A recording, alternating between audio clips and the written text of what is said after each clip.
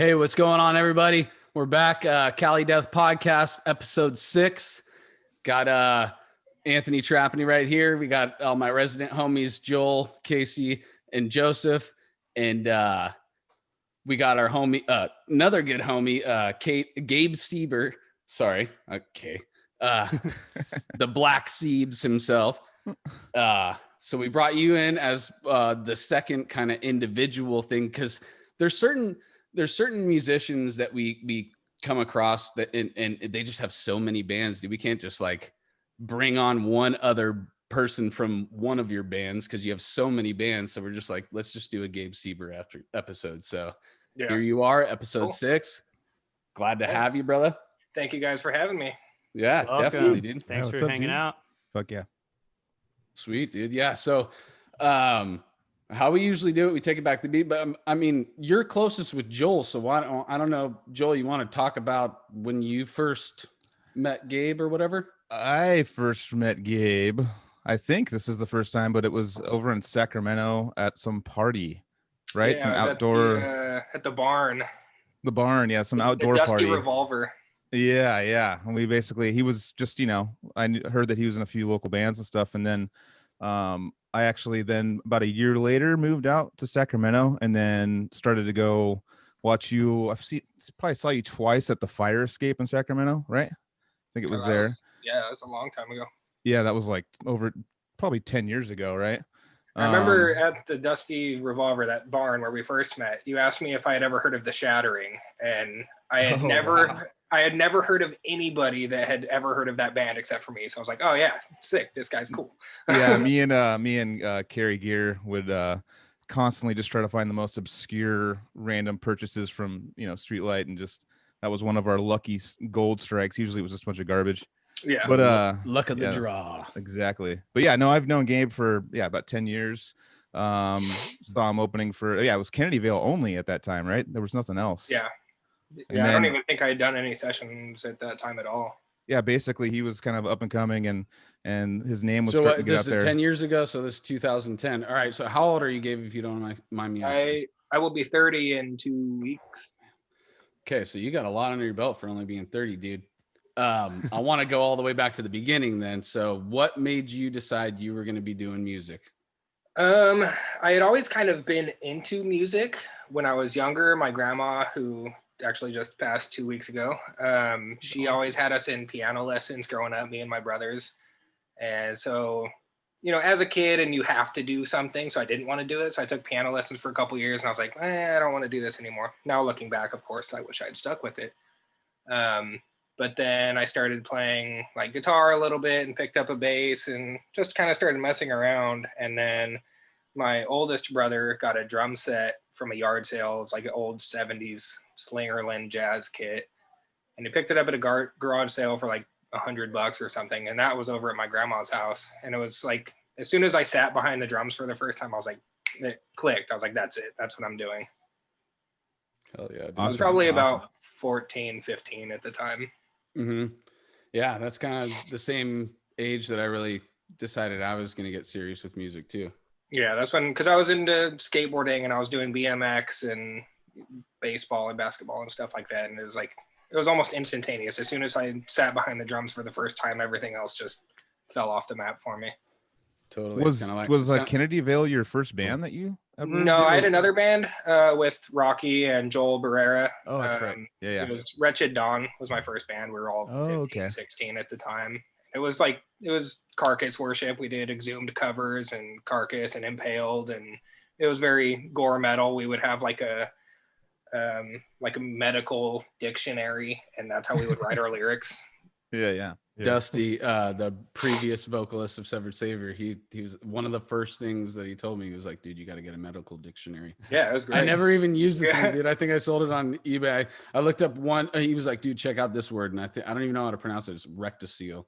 And rectocele is when actually, never mind. I'm not. I'm going to be thanking somebody later on, so maybe I won't leave that. I'll leave that for another podcast. Actually, I just realized that's when a seal gets in a car accident. Actually, right? You know what? Let's do it now, up the bat, before I say anything else stupid. So my cousin, real quick, she Katie and Emily Berry up near you, actually, bro. They started making some stickers for us. So we'll thank you very much, cousins. I love you very much, and we will be coming to you for a bigger order soon. Woo. All right, sorry. Go ahead. Off of the medical dictionary. I'm sorry. I didn't mean to go. Medical dictionary. I'm sorry. So Wretched Dawn. So are you playing music at school or anything, and before or around that time too? I think we did like a day on the green type thing at school, and we played at, when we were still just a 3-piece, it was just me and a friend, Rocky, playing guitar, and we had a vocalist, John, at the time. We went and played at some continuation school for some reason. I don't know if it was like a Battle of the Bands thing or something. None of us even went to the school, so I don't remember why we were there. But we went and played this continuation school, and that's where we met this guy Joel, who came up and was talking to us afterwards. He's like, oh, I play guitar too. He's wearing like a Death shirt or something. So we started talking with him, and then, you know, he came and jammed a couple times, and he ended up joining the band. But we did that for about, I want to say 3 or 4 years. Nice. Oh yeah, dude. It was kind of just like, you know, did you guys record stone, anything? get our feet wet, start playing shows. Did you guys do any like garage recording, demo tape type stuff? Which actually, I just got out my old iPod a couple weeks ago, and none of it was ever released. None of it's on YouTube or Bandcamp or anything. But now that I found my iPod and it still works, I want to pull the songs off and put them up. And it's very raw. It's like we did it with a MacBook through GarageBand with the computer mic, and we placed it in a bunch of different places trying to get the good sound for it. And all of it sounds terrible, but you can hear everything. Yeah. So that's the whole point. Yeah. Enough trial and error that we got like a 3-song demo, and, you know, we had it. I think we maybe printed a couple just to hand out at shows, but we never did much with it. But I still think, listening back to it, the songs hold up. Like, it does sound very, you know, like a young band just trying to figure out what they're doing, what their sound is and everything. But I think it does stand up for, you know, a couple kids making metal. I mean, in all reality, like with what I did in high school, I can't really say that, you know? So like for you to say at 30 that your high school stuff still holds up, like that's a good thing to be able to say that about your previous work, you know? Yeah. So did that band make it out of high school, or did it break up before high school? Before you I think it was towards the end of high school we split up. Mm-hmm. And there was another band in town called Fork Tongue, and my band was kind of splitting up at the same time as this band was splitting up, and Casey, the guitarist for the Kennedy Vale, was in Fork Tongue. So when they were splitting up, he came to me at like one of our last shows, and we started talking, and that's when we formed the Kennedy Vale. So that was, 2009, I think. That was the second band right after? Yeah. Wretched Dawn. Okay. Gotcha.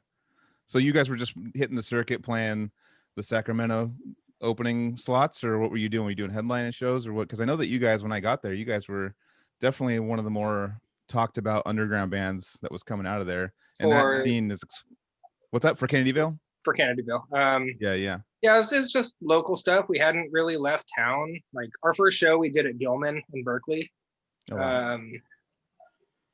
Side note, I was just literally watching a Benum show from Gilman in like 99 or something right before. Nice. Yeah, Gilman was great. Yeah. I've still never been there. I swear to God. That's like one spot that like everyone's been to and I've never been to. It's like the CBGB of the West Coast. I never got to go there either. That like closed, I think one of our first tours that closed right before we got there, right? Into that one, yeah. Man, legendary. But yeah, it was pretty much from the get-go. We played that first show at Gilman, and one of the guys that worked for Unique Leader was there, and he saw us, and he ended up talking to us after the show and put us in contact with Eric. And Eric liked what we had with the demo, which was like, it was really raw. It was 11 songs, but all the songs were like 2 minutes long. It was basically like glorified grindcore, I guess. Mm-hmm. So we sent that to Eric, and he was like, you know, I really like what you guys are doing, but I want to see where you're going in the future. So we went to Nick Botello, who originally was an Animus, and we recorded one song with him and sent it off to Eric, and that was basically it. That's how we got with Unique Leader. He liked what direction we were going in. So that one song was your demo to get, and then you signed And then, so obviously, did you re-recorded that song? Did that make it on the album too? Yeah, that song made it on the album, Trinity of Falsehood. So we did that, and I think 8 other songs. Nice. No, So, and what year was that? 2014. Nice. So then, after that, did you guys get going on the road and stuff once you got signed, or? Yeah, once that album came out, we started, playing a lot more. Still a lot of West Coast stuff, and trying to grow our fan base at home, because it all kind of happened. I mean, looking back, it's not a long period of time, but it seems like it went really fast. But we tried, kept playing at home and building a fan base here. So it's, we either kick off a tour or we end a tour in Sacramento, and we know it's going to be a good show no matter what day it falls on, So it's always, either start with morale high or come home. And even if it was a shitty tour, we can come home and have a killer homecoming show. And and then we started doing the touring. We toured with Origin and Archspire on one tour, and Cryptopsy, and we've done a handful of good ones.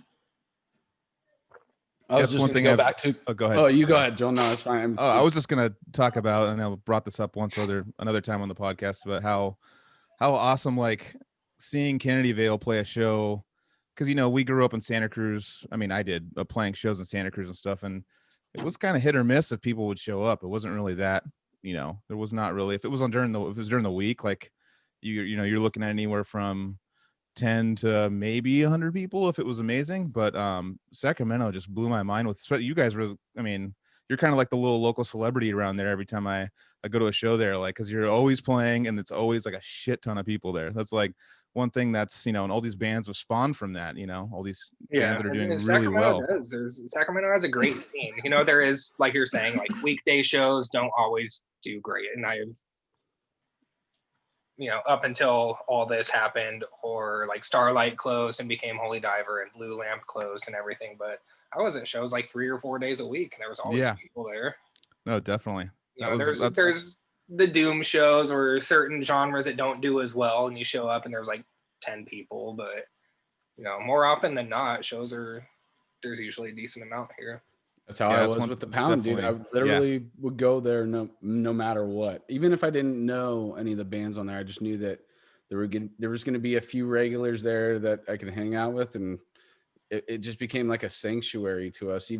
But most of the time, it was really good shows, So it's cool to hear that, like, there's these big similarities in different pockets of the world, like. And how it just naturally becomes this system that works similarly to every other little pocket that we're talking about. It's the same. When I hear you talk about your scene, it's like, oh, I had those same steps and I did those same things, but obviously you got much more to show for it afterwards. That's why we need to keep going. So from Kennedy Vale, when did you get the first offer? I'm sorry, what's the new band that you had joined right after Kennedy Vale? I won't say a band that I joined, but first band that offered me a session was Abysmal Dawn. Okay. And that was in 2011 for a tour. It was Hate Eternal, Origin, Cannabis Corpse, and Abysmal Dawn. Nice. I think. No, I'm sorry. It was 6 Feet Under, Hate Eternal, Vital Remains, and Cannabis Corpse, something like that. But their drummer at the time, Scotty, they weren't sure, because last time they'd gone to Canada, they got denied for something that Scotty had, and they weren't sure if he was going to get into Canada. So they wanted to have someone as backup just in case. So I went out and rehearsed with them for a couple days, and everything was fine. And I was just doing the practice pads every night, because there was about 7 or 8 shows before they got to Canada. So I was just warming up and basically doing merch every night up until then. But then their drummer did end up getting into Canada. So I ended up not playing, and I went home after like 2 days in Canada or something, because I wasn't making any money, and I was, wanted to get back to work or do something. So yeah. That was the first offer I got. I don't even remember the first band I actually played for that wasn't one of my own. Oh, what about, so Decrepit Birth is next on your, like, you know, Metal Archives page in terms of chronological session work or live work. So how is what it year did that meeting start up with then? Decrepit? I guess it says actually Plague Widow you might have done something for first. Yeah, Plague Widow I did. It was like a 2-song split EP that they did with, it was them and a band called Oblivionized, who I think was from Germany. So they did like 2 songs each, and I just did 2 Plague Widow songs. That was just a session, a studio session. I didn't play any shows with them. I actually did play a show with Plague Widow back with another old band of mine, and they were pretty sick. Nice. Yeah, Hal is great. And Hal actually, Jose, yeah. The guitar player from Plague Widow, he did our first album cover. Cool. The Kennedy Vale cover. Yeah.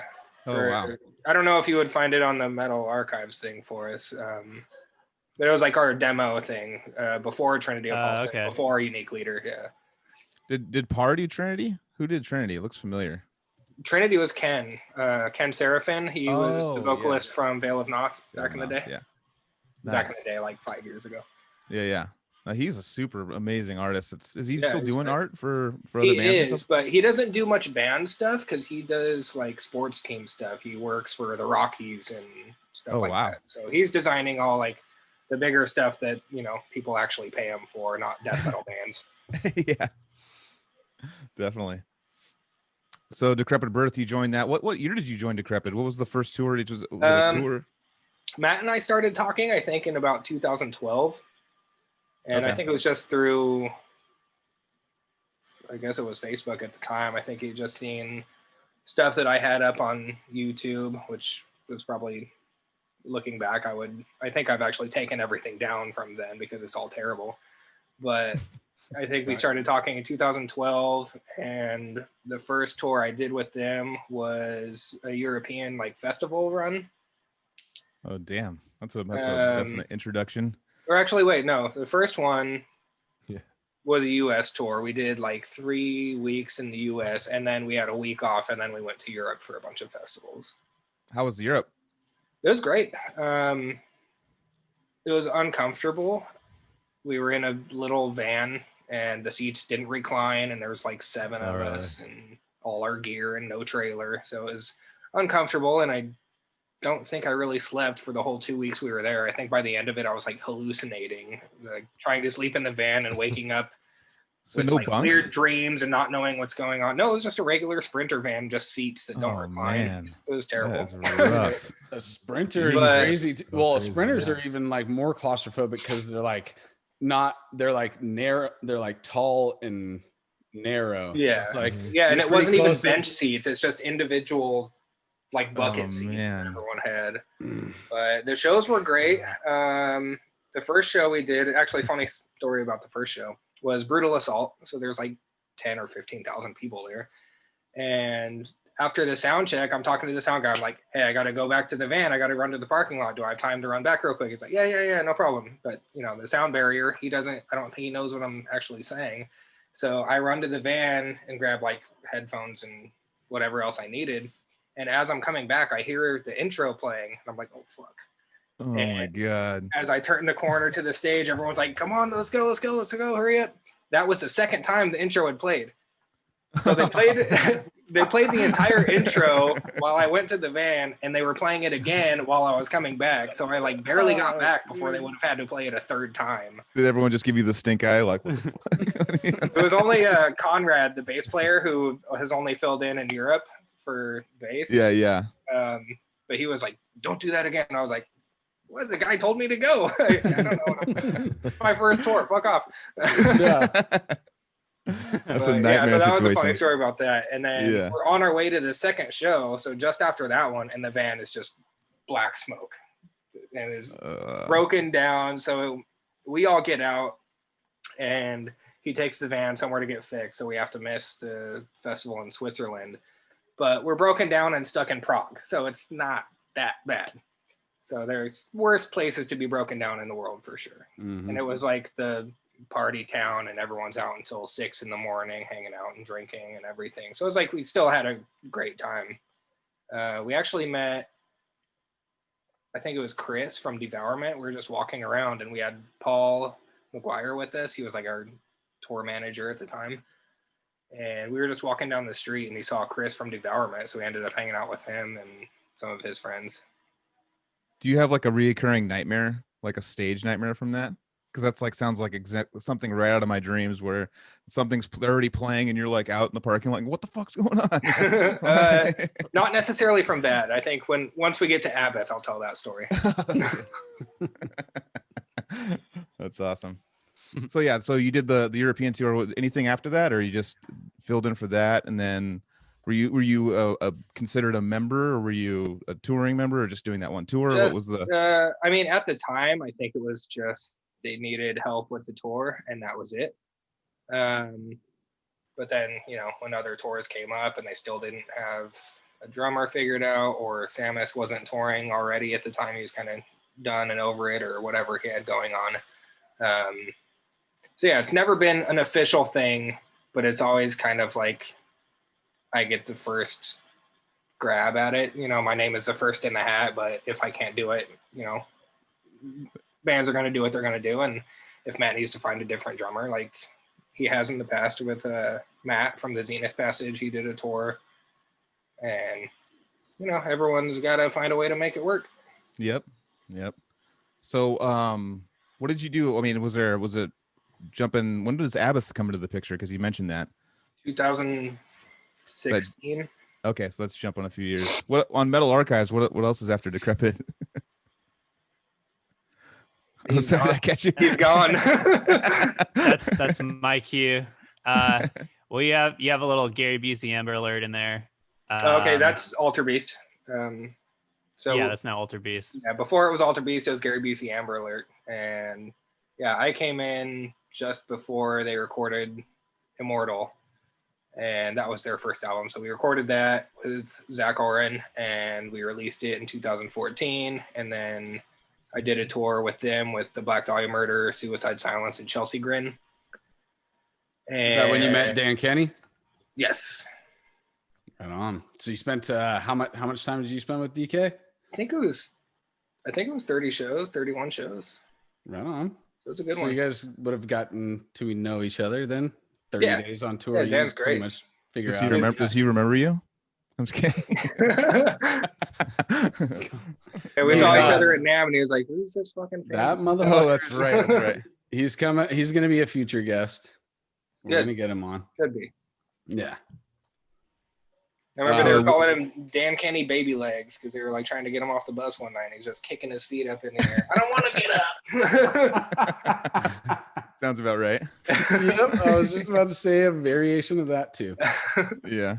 We love you, bro. 1,000 stories for that guy. God, I think everyone does that's ever been in a band with that guy. He's my brother. He's my best friend, dude. He's one of the greatest dudes I've ever met in my life. Shout. All right, so back on track. So I'm sorry, I got up for a second. Where'd we leave it off? Did Ultra Beast do any tour? I mean, besides that Black Dahlia tour, was that it? Did you? No, so after that tour, I was out of the band for a while, and they did a tour with Abiotic, and they did one of the Unique Leader tours with like, I think it was Aeon, Origin, Surreption, a bloodletting? Was it a one of the bloodletting tours? Yeah. So they were doing that tour, but the drummer that was filling in for that tour had to leave a week early. So I flew out for the last couple of shows of the tour, did like Philly and St. Vitus. And so real quick, before you keep going, I've always wanted to ask somebody this. So you learning material as quick as a touring drummer would have to do, like on the spot, like tell me like your tricks and all that stuff to pack all that in real quick before you go out and do this thing.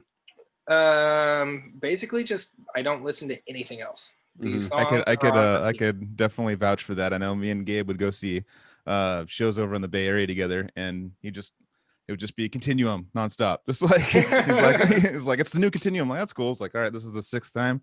All right, let's just keep it going. I guess you got to learn it, man. You got to go on that tour. That sounds like a pain in the ass. So yeah. Continuum was not easy to learn. Yeah. I remember you were tripping a little bit, but you nailed it. So as you always do. Thank you. But yeah, it's basically everything is on repeat, and I write notes and whatever I have to do. If I'm writing notes, because I don't know how to write like legitimate drum tablature, so I'll just be like Slayer beat 4 bars, blast beat 2 bars, double bass 6 bars, and then kind of write it out that way, if that makes sense to me.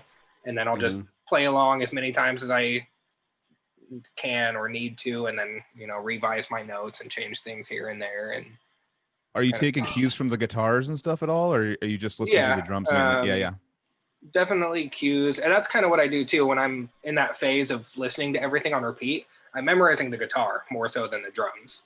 So once I have all the guitar parts memorized and know like certain cues, or is there a stop here that I need to catch, or anything else, and then after I kind of figure out the guitar, I'll start going over the drums and making notes. Wild, dude. And even like writing it on my snare and stuff, whatever I need to do. Yeah. Is that similar to you? You've had to learn a set. What's what? Oh, sorry. Sorry, I was talking over you, Joseph. I was just going to ask you the same question, but you can go ahead. Go ahead. I was just going to ask, like, what's the fastest you had to get a set together? Like a week, a few days? I think the Faceless. They hired me to play 2 shows, and I had 11 days from the day they contacted me until the day we were on stage. Damn. Wow. How many songs? I think we played 13. Jesus Christ. So I actually wanted to ask about that. Yeah. They had hit me up 3 times prior. So they had hit me up 3 times already. And, of course, I'm already a fan of the band. But they had hit me up once for like a Summer Slaughter tour. And then their drummer ended up doing it. And then they hit me up for another show. So I was like learning the songs and had the clicks. And then their drummer did it, and then it was like a year or 2 later they hit me up for this, and I'm like, well, all right, I still have some of the clicks, I'll give it a shot, because it was less than 2 weeks away. So even knowing like 1 or 2 of the songs already is still like so much to try to cram in. So that one I definitely had a lot of notes for, and it was like I took some days off work and figured out a babysitter and everything, and just all day, every day, I was just at the drums. And that's probably one of those bands where you think you know the songs until you got to learn it, and you're like, you can air drum that stuff all day. It's like Necrophagus. Everybody can air guitar those solos. Everybody knows those solos, but put a real guitar in your hands and good luck. You're talking about the Faceless, right? Yeah. I actually jammed with them once before our Decrepit tour with Black Dahlia in 2008. So it must have been 2007. Yeah, and I like totally like could not, like there was a couple songs where I was like I didn't listen to it enough, and I was like, that part's tripped out. I didn't like put enough time into like figuring out that weird part, and I was like, shit, I don't even know. I have to like there will be like time a weird, on this. I got stumped a couple times, and they're like, oh, yeah. But it was like rad to play. Like I had a good time with them. They were super cool, dude. I mean, everyone was super nice. It was like what Steve was playing, and then it was like Brandon on bass, and like back in the and we had a lot of fun, and we went out to get Mexican food and all that and stuff. But I was like, dude, guys, I have not put enough time into this to like, like it was like a decision. If I'm going to even do this, I need like a lot more time. So that's insane that you did that. I couldn't do that. Yeah, that one I definitely had a lot of notes for. Yeah, I know. That shit's not easy, dude. It's really good. Yeah. It's well, it's great music. Yeah, there's so many different signature changes and everything. So it's they have weird bars, or like they'll have a 7/8 for one bar come out of nowhere and stuff like that. So 14, 10, 11, 10 shit. Well, it's not something to be taken lightly. Let's put it that way. Yeah, you got to really invest into it. It's crazy music. Yeah. So tell us about getting the Abeth gig.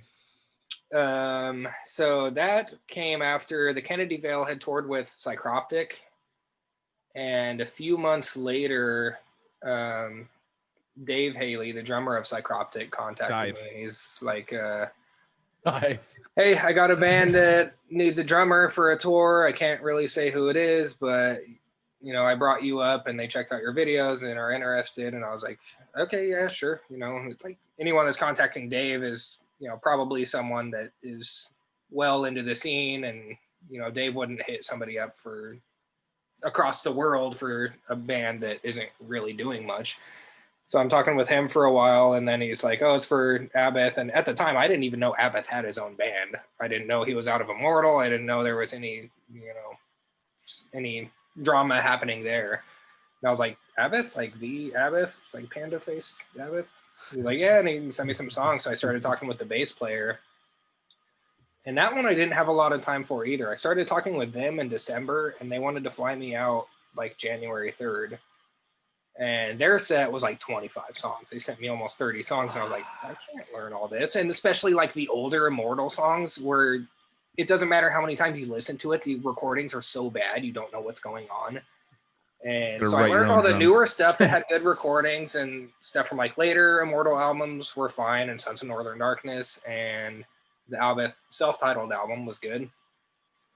But yeah, some of those older songs, like even having a month Battles in the North. Yeah, it's Battles. So what did you do with the songs from what you're talking about? Like, how did you learn those if they were well, so I learned what I could. I think I learned 17 or 18 songs, and they flew me out a couple of weeks after we started talking. And I was in Norway staying with them for 3 weeks before the tour started. So we were rehearsing, every day or a couple days a week, trying to get all the stuff down. And a couple of the old songs they just scrapped, or was like, we're not going to play these, which was a load off my shoulders because I didn't want to play those. Yes. And I couldn't understand them anyways. And, I would basically have to like sit with Abath and rewrite drums to it. Now that I'm actually sitting in a room with him, I can hear what the guitar is doing. Yeah, and put accents where you would think they should be or whatever. But we did it was like a 75-minute set. Sometimes we would do a couple extra songs. Sometimes you would swap out songs. And remember there was one time we started playing In My Kingdom Cold, but we hadn't rehearsed it prior. We were like already halfway through tour, and he's like, hey, I want to play this one tomorrow. And I was like, oh, okay. So it's like, now that song's on repeat, pissing Joel off. And I'm listening to that and trying to get all the parts down. And we play it next night at sound check, and it sounds okay. And we play it that night. I was like, fuck, I can't believe I pulled that off. Hell yeah, dude. And those were big shows too. Those were like no joke shows, right? Yeah, the European tour was a behemoth. So every show was sold out. Jesus. You just gave me all your stories gave me anxiety, man. Like, I'm like shaking. Joel's gonna have nightmares where he is you. And now he's a drummer. They're gonna hand me the drumsticks. I'm gonna be like, what the fuck? Abath is yelling at him from a Norwegian forest, like, Joel, you better fucking get this, dude. And then I'm gonna wouldn't say dude. But this is Cali Death Fest, so he says dude. Cali Death Fest again. Fuck, I did it again. I know. It keeps calling it the Cali Death Fest. God damn it, dude. I had to catch you on that one, dude. I know. No, that's good, too dude. funny. You No, know what's so hilarious. funny is before this one, I was literally like Cali Death Podcast. Cali Death Podcast. You're like practicing Cali it. Death You're like, Podcast. Cali Death Podcast. All right, the host is waiting for me. Cali Death Podcast. Cali Death Podcast. Casey's gonna bring me in soon. Cali Death Podcast. As far as I could tell, there's Cali Metal Fest, and then there's California Death Fest, but nobody's called Cali Death Fest yet. I'm already fucking it up already, dude. So now it's a new thing. Now, so we need to own it. And I was and just about to say we're gonna start our own festival. It's the Cali Death Fest. We're gonna get sued by the California Death Fest. Cali Death Podcast Fest. Anyway. All right, it's too much for Casey. Let's move on. No. So the point is, right. What I want to add to that is really cool though, dude. That like, you're just like taking these gigs, just like you have balls, man. You just like, whatever, dude. Let's just fucking go for it, and that's awesome. I respect that. It's cool. Yeah, I think as long as I get enough time, like of course with certain instances, like normally I would want a couple months to prepare, but then if a gig like that comes up, like the Faceless or Abath, and it's like, well, that's a pretty fucking good name. Yeah, I want to put my name behind that.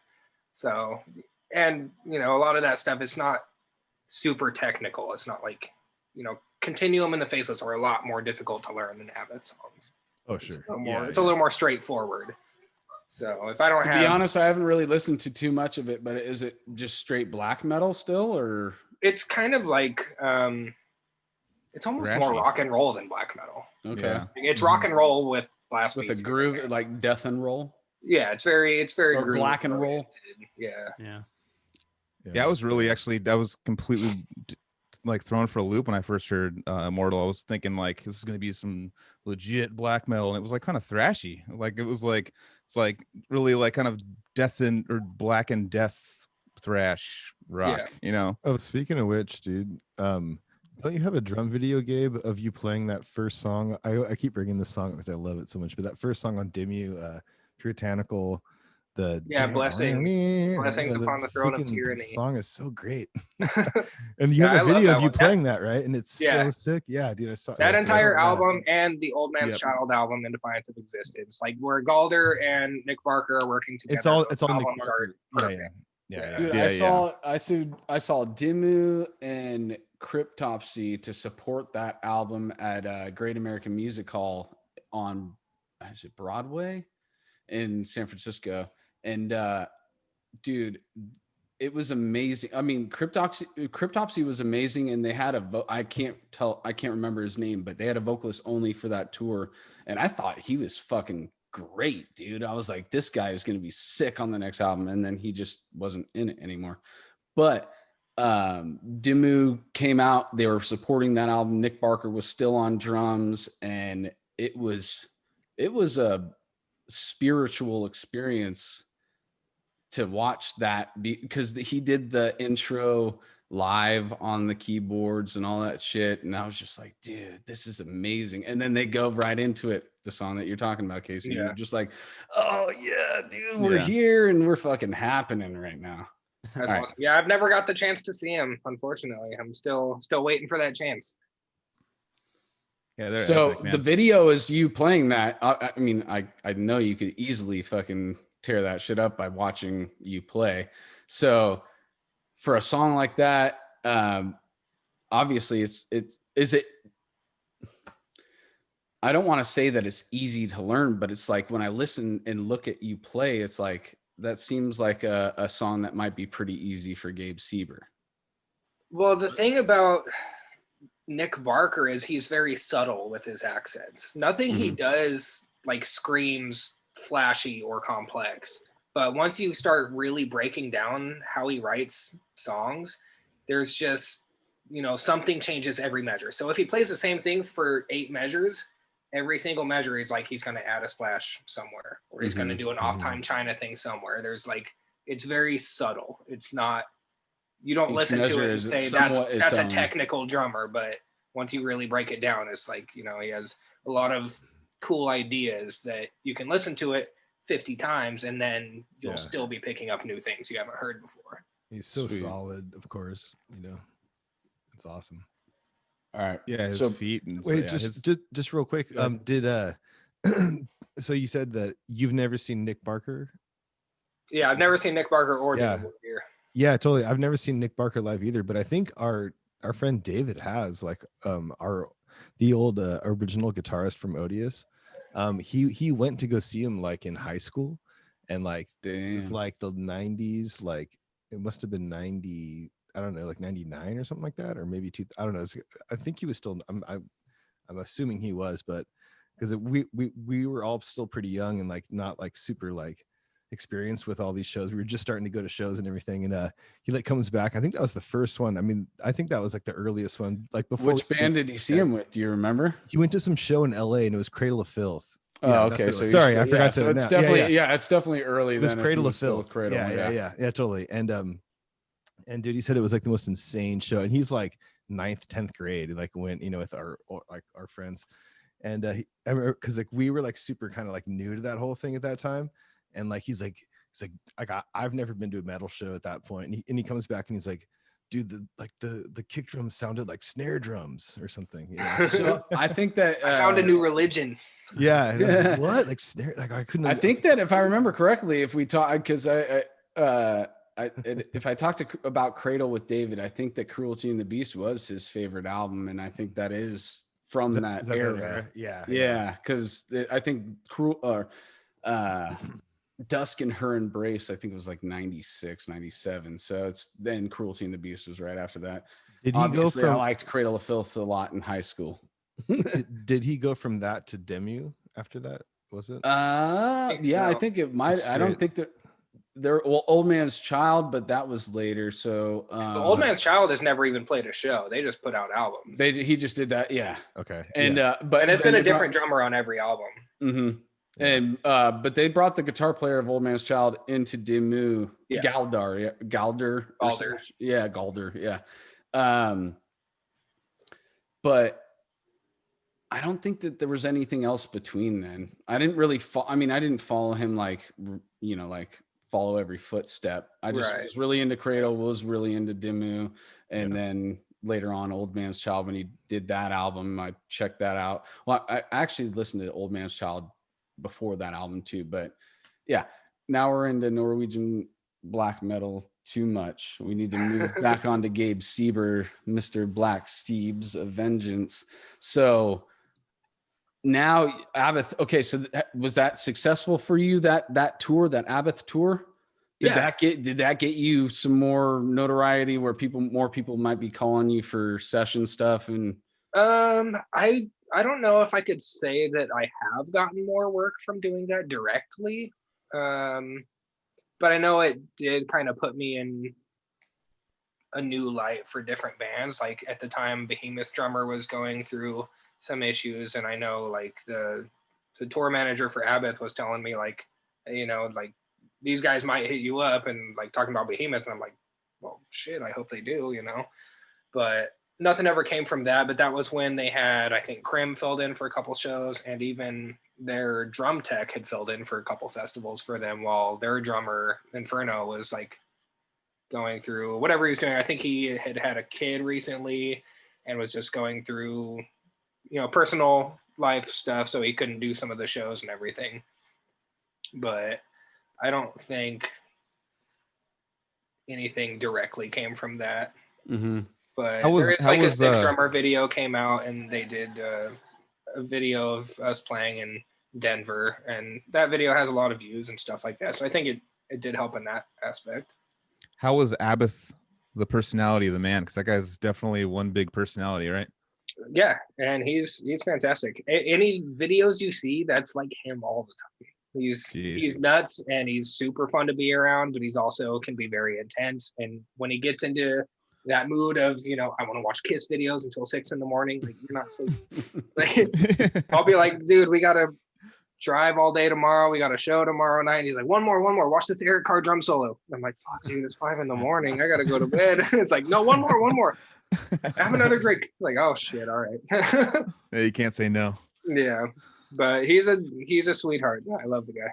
That's awesome. Super fun to be around. Yeah, that's really cool to hear for sure. So then after the end of that, where do you go from there?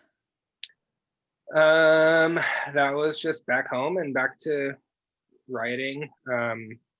With the Kennedy Bill, we kind of sat down and we had a couple songs that we had been working on, and we had one new song that we had been playing live, and that's the song we did on the Psychroptic tour when I met Dave and before he hooked me up with those guys and everything. And we had, I think, 3 or 4 songs pretty much wrapped up. And then Zach Oren had hit us up and was like, hey, I'm trying to book a few dates in December, I think it was. And he was like, I'll give you a good deal if you book this with me. And I was like, yeah, sure, why not? So we booked a few days with him, and we were going to do like all the guitar ourselves and send DIs and vocals and everything. So, or not vocals, just guitar and bass DIs. So we were going to do drums and vocals with Zach, and he was going to mix and master everything. But this was already like July or August. So we had less than half an album ready and went ahead and booked the dates anyway. So it was like, we're giving ourselves a solid timeline. Get it done. We have a deadline now. Whatever you can write until then, great. If it doesn't get done, then, the album's going to suffer. So I think that kind of lit a fire under us, and we started writing. And even up until like the week we're supposed to record, one of the songs, Dawning of Wrathful Deities, we had about 3 riffs for, and we're still trying to figure out the rest of the song like the day before recording. So he comes over and we lay down a couple more riffs, and I'm up until like 3-4 in the morning just rearranging it and swapping riffs around and trying to figure this out. I'm like, we're recording this tomorrow for the album. It's got to be there forever. It needs to be good. and it ended up being one of my favorites on the album. It's like very black metal, Dimmu Borgir sounding, so I think it ended up really cool.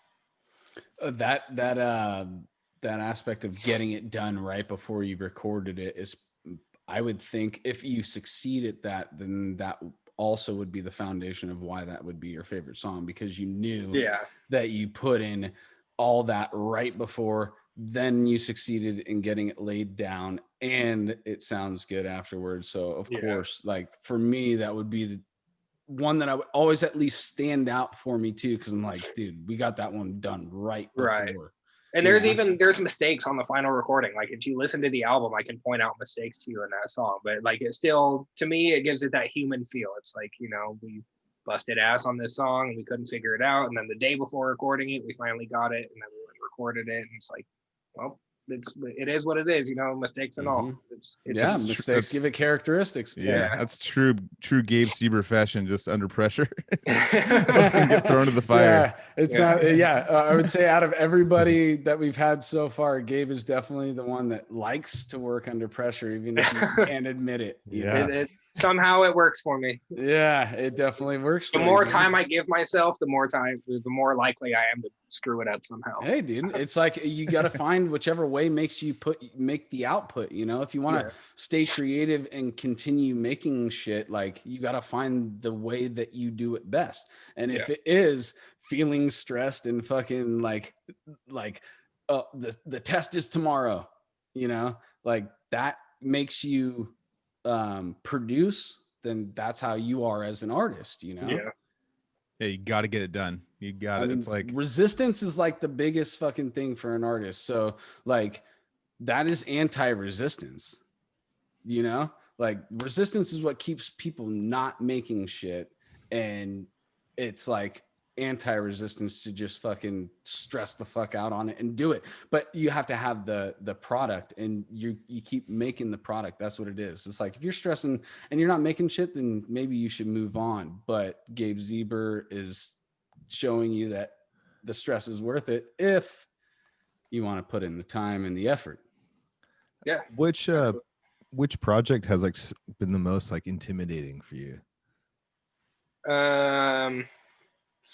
Probably Abbott, just because that's someone that, you know, growing up I would turn on Music Choice and see like old Immortal videos of them in the forest and doing all this crazy shit, and I was like, that's someone I never in my life would have expected to met, let alone play for. So that's cool. That was pretty daunting, you know. And did they play to a click? No. Oh man! No, I wish. I was playing to a click is a nightmare to me. Did you play to a click with Decrepit? Yeah, I didn't, but I heard that they did after. Like, I think Samus used one, and then you did. Yeah, I've never played a show with Decrepit without one, and which I'm thankful for. Like, that's cool. Because I didn't play to a click before that either, so I think Decrepit Birth is the first time I played to a click, and it's changed my life. I'm like, I don't even want to play with a band if they don't use a click. Wow. Unless you're Abbott, but totally. So my question, sorry to cut you off, Casey. I was just gonna say, it's all good, because I don't even know.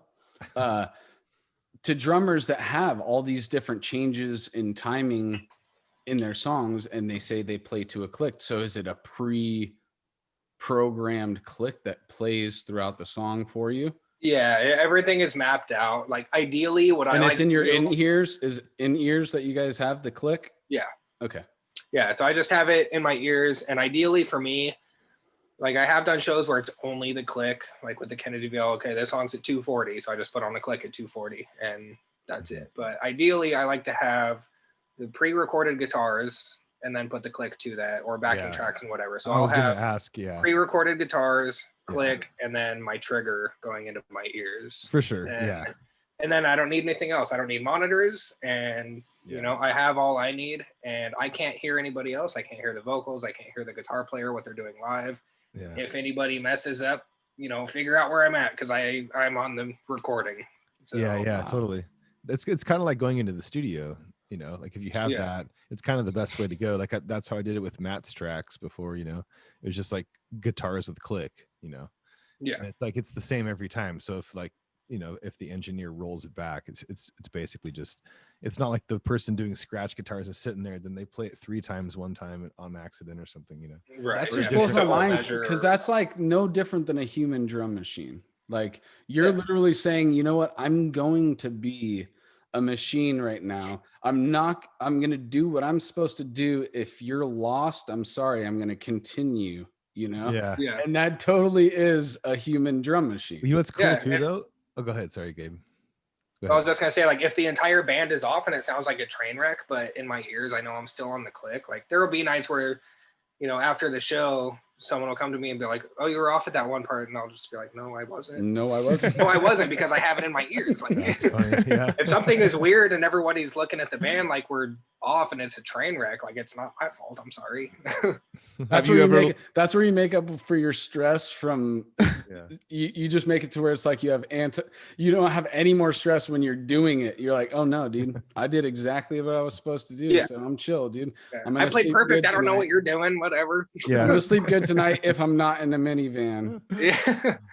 Dude, I gotta know, has there ever been a time where like, the band train wrecks and you're going, everyone's like stopped. and Right, You're just yeah. like, I think when Bill broke his leg. oh, Oh, shit. yeah. Shit. So Bill leapt off stage. He broke his femur, the Mhm. hardest bone in your body. Yeah, to we break. talked about it a little And- bit. And I'm still playing, and I That look was you. over, Okay. and Yeah, Matt's yeah. looking over the side of the stage, and Sean's looking over the side of the stage, and I don't hear Bill and everyone like that was at the show, which wasn't a lot of people, which maybe you shouldn't have jumped off stage, but that's another story. But I see everyone looking over the side of the stage, and I'm just playing because I have the clicks in my ears. I'm like, what the hell's going on? And I finished the song, and everyone's like, "Are you okay? Are you okay?" I'm like, "Oh shit, something happened." Like, because this was at the beginning of the Resonance, I think. And he jumps Okay. off stage and he never gets back up. And I'm like, that's like a 5-minute song. I'm like, where the fuck did Bill go? Did the Yeah, guitars he kept has going a though? He has a tendency Um, to do that. Yeah, I think Matt may have like stopped for a minute and then. Oh, is this it? This is There it? we go. Is this really it? Oh yeah. No, right now he's on the ground. Look He's at on the the title ground. of the video. He's on the Oh, ground. that's him right there. Look at him. He's laying Yeah. down right there. Down here. He's still singing. That's so tough, man. Fucking savage, dude. Look at homeboy trying to get somebody's attention. We need somebody. But he's like, fuck it. No, I'm going Watch to keep right doing my here. vocals. Here comes the paramedics. Jesus, dude. Bill is a fucking savage. Oh, Fuck yeah, dude. God. Anyway. Bill Robinson, dude. That's got to Bill be fucking one of the most Robinson. hardcore things, is Dude, singing that's with so a broken amazing. leg on the ground. Dude's like literally like, hey, get somebody over here. And he's just like, He's lying on the ground. with a his, broken I foot. imagine, I didn't see what he looked like, but I imagine his leg like fully flipped up next to his head. while he's doing No, it. you couldn't tell by looking at him that anything was wrong. And he I know, even, I'm like, just joking. I'm Yeah. putting some he putting some couldn't get fucking up humor by in it, bro. himself, but he was still like, obviously doing the vocals and everything. But then when they tried to put him on the stretcher or on the gurney, it was like he was screaming and pain. Like, Yeah. it Well, was- yeah, it was the not- adrenaline of the and it was- situation. Yeah, it was not the screaming that you want to hear from Bill. It was- Mm. Damn. There was Oh, that yeah, fun, most that quote definitely. after, remember on like Metal Sucks, there was some quote where it said like, Bill, as he was getting wheeled out, he's like, "You motherfucker should have caught me." Oh, he's all yelling at him. That's Gabe, such a has this- Bill story. Back to the click. Has it ever happened that the click goes out or like fucks up, skips while you're playing, and then you have to catch up to the click, and then everyone looks at you, and you're like, "Dude, it's not me. That's happened Yeah, to me a few that, times." That has yeah. happened as well. That Yeah. happened more when I was using Ableton. Mhm. Since I switched over to Cubase, I haven't had that issue. Mhm. I don't think, but it happened a couple times with Ableton where it would stop for like even like a full bar or something, and then when Yeah. it comes back in, I don't know where I'm at, so I rip them out as quick as I can and just do the rest of the song without a click. God. Yeah. So you gotta just be ready for that. You gotta be ready Yeah. to still be in the song, out of the click world, Yeah, going so click world to real world. I always like, even though I just have my in-ears, I still put a little bit of guitar in the monitor. So if something does happen, hopefully it's enough to where I can hear it. If I rip out my in-ear monitors, I can still hear enough to get through the song. Yeah. Yeah, God. dude, you got to have a good laptop. You know, we were playing with an old shitty laptop that would like crash on us, and Yeah. it doesn't yeah, look good when a death metal band has to stop because of a laptop. You know, so Yeah, if the venue is above 90 degrees, your laptop is going to crash. If you don't have fans under it or something, like, yeah. you know, It's probably good to have Bill in that situation. I've seen that video where a couple times there's a couple videos out there with Devin Townsend has his whole light show and everything going through his laptop.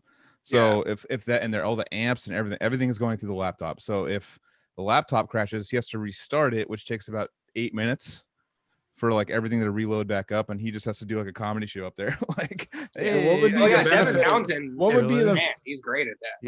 yeah. That's What's so the fun. benefit of having it come through all one thing? Just organization? Just a full light show, a full, like, all the theatrics and everything are in the, it's all part of the click, and it's all it's all coming from a central source. So I mean, you better have a baller ass laptop if you're going to do that, but still you're still probably going to run into issues. Like, that's just, it's asking, it just, yeah, it makes me feel like Gabe right before a Abbott show, like not knowing a song. Like, it gives me just the, I get really nervous. feel like Joel's gonna have nightmares after this podcast, dude.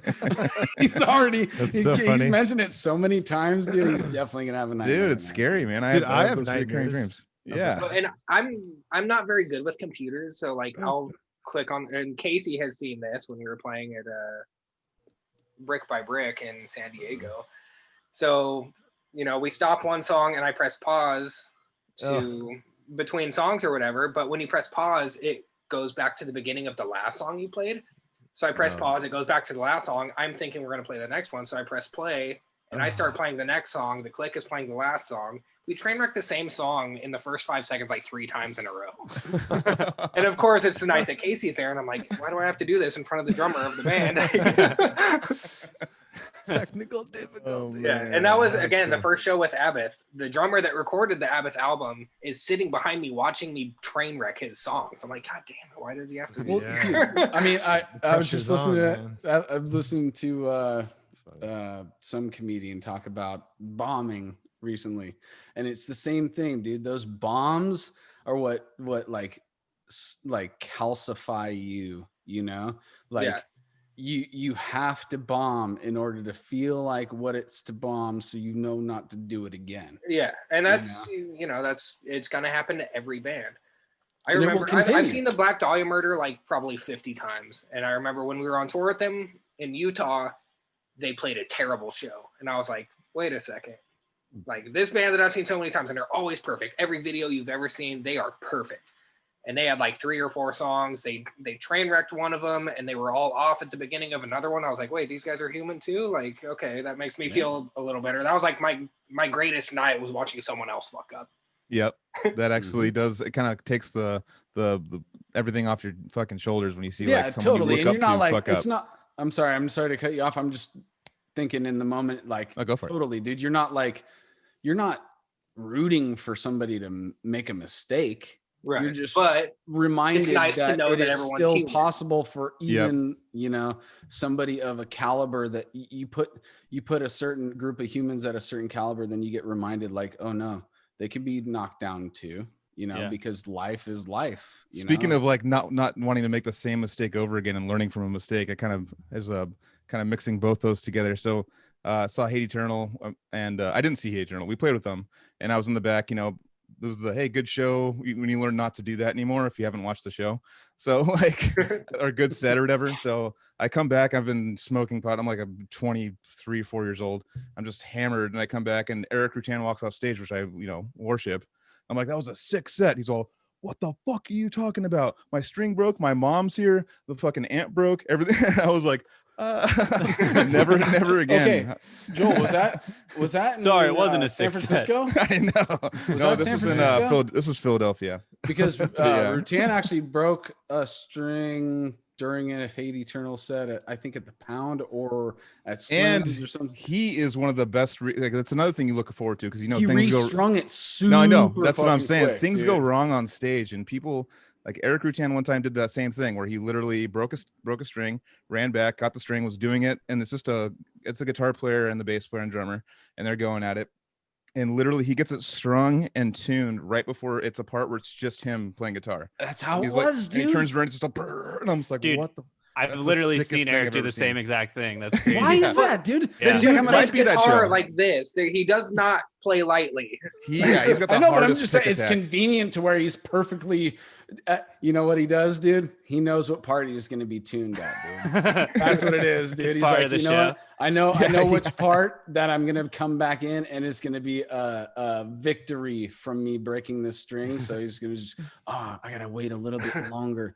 He has like a little I'm not pedal getting- that he. It's not He has a getting the pedal right- that he breaks the string with. He presses the pedal You and know- it breaks the string. I was gonna say he's It's got like just a not little- working. little Oh, wait. scissors in his- Here it is. Here it is. Woo! No, he has like a stage. He just has a little pedal where he hits it and it just snaps the string. He's like, all right, this is perfect right now. Clipper connected to it. Yeah. Oh man. So Eric's But anyways, great. I think yeah. Hate Eternal is one of my favorite bands I've toured with. Eric is super professional and he's super fun to be around, and he'll sit there and talk shit to you, but like in the best way. It's you Totally. can just sit and bullshit with him. He's like the tour dad, like Michael Hamilton. Yep, exactly. Oh, dude, for sure. Hamilton's the shit. Yeah. We're gonna Yeah, have him that back was- for part 2 very, very soon. No, I've I'd had say, some yeah. fun times with Eric in backstage, dude. He's a really Yep. cool guy. He's super funny. He's like, man. Just like he's great, dude. He Yeah, just wants Ah, to smoke man. weed and talk about the Eagles all day. yeah, dude, exactly. Yeah. Yeah, no, he's fucking he- awesome. He had like the flu one show and was just like dying backstage. And he's all, Joel, right before we're supposed to go on, just like go shake me. Welcome And- to Hotel California. Yeah. No, he's sitting there sweating at 105 temperatures. That's what he said. I didn't watch it get taken, but I shook him and he's just covered in sweat, and he gets out there and just Oh, plays an damn. amazing show. And like he turns Oh, I around remember that. in between every song, he turns around, he's just like he's just in pain, dude. And I'm just like watching him, and then he turns around, he's just back in fucking Eric Rutan mode. I'm like, you are a fucking legend, man. That's just like Crazy. My that's favorite thing insane is to me. his in between song banter. It's always wakey motherfucker. Oh, we had a lot of that inside I stuff with him too. definitely remember that, dude. Remember that video? It was like Oh, wakey time. it was like Wakey, yeah, wakey it was like a time. promotional video for the new album. It was like Yeah. what was it, King of All Kings? It was like Obscure Terror or something. Or no, it Yeah, was something like that. some Something live- after it was, that. It was like fucking shredding. It was like kind of so good. But anyways, yeah. In the video, he's like starts off. It's like it's wakey time. It's super And then we good. were we He's like, we had like we thought we were Good. cool enough with him when we were in Decrepit to like kind of like joke around with that. So I'd be like, dude, oh yeah. just, hey Bill, say it's bakey time or something. Like we'd like make up Wake things. and And, bakey time. yeah, and he would say that, and then like Eric was like not stoked, and then Bill goes like, all right, it's makeup time. Oh, I forgot about that, dude. That was at Slim's, dude. I was like, oh my dude, that's god. fucking great. I'm all, we got to cut it out now. We got Bill's a our character. Bill's a wild guy. It's Maybe- hilarious though. Like you Yeah. can't say that. Like wakey time, wakey bakey time. All right. Come on. So Gabe, okay, I got a question for Gabe. So what's your favorite Bill story Yeah. from Decrepit? Favorite or least? We could be in the the Or crazy fun- time. whatever. Or, Yeah, just I mean, whatever I have favorite a couple things that I love, and funny it's, story, whatever. so before almost every show, he's always like, if he had to drive, he's burned out. He hates driving, especially if you get into a city, it freaks him out, and he gets like, he doesn't want to do it. As soon as we get into a city where there's lights and shit, he's like, all right, someone else drive, get up here.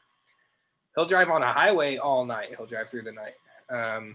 But I always think it's funny. So after setting up merch and sound check and everything, he'll just be walking around and he'll be underneath the merch table. No matter what venue it is, no matter where we are, he's taking a nap under the table. Like other bands are sound checking, it's loud as fuck in there, and he's just passed out under the table. Like, God, classic. Yeah. Yeah, he's definitely one of those guys that's used to sleeping in all terrains. yeah, or he'll get out his rolly foam bed and he'll put it like on top of the van and sleep on top of the van when we're at a truck stop or something. Jesus. Does he still do the dry cleaning out the side of the van? Yeah. Yeah. He'll hand wash all his clothes. He won't do the Yeah. the That's laundromat awesome. or anything.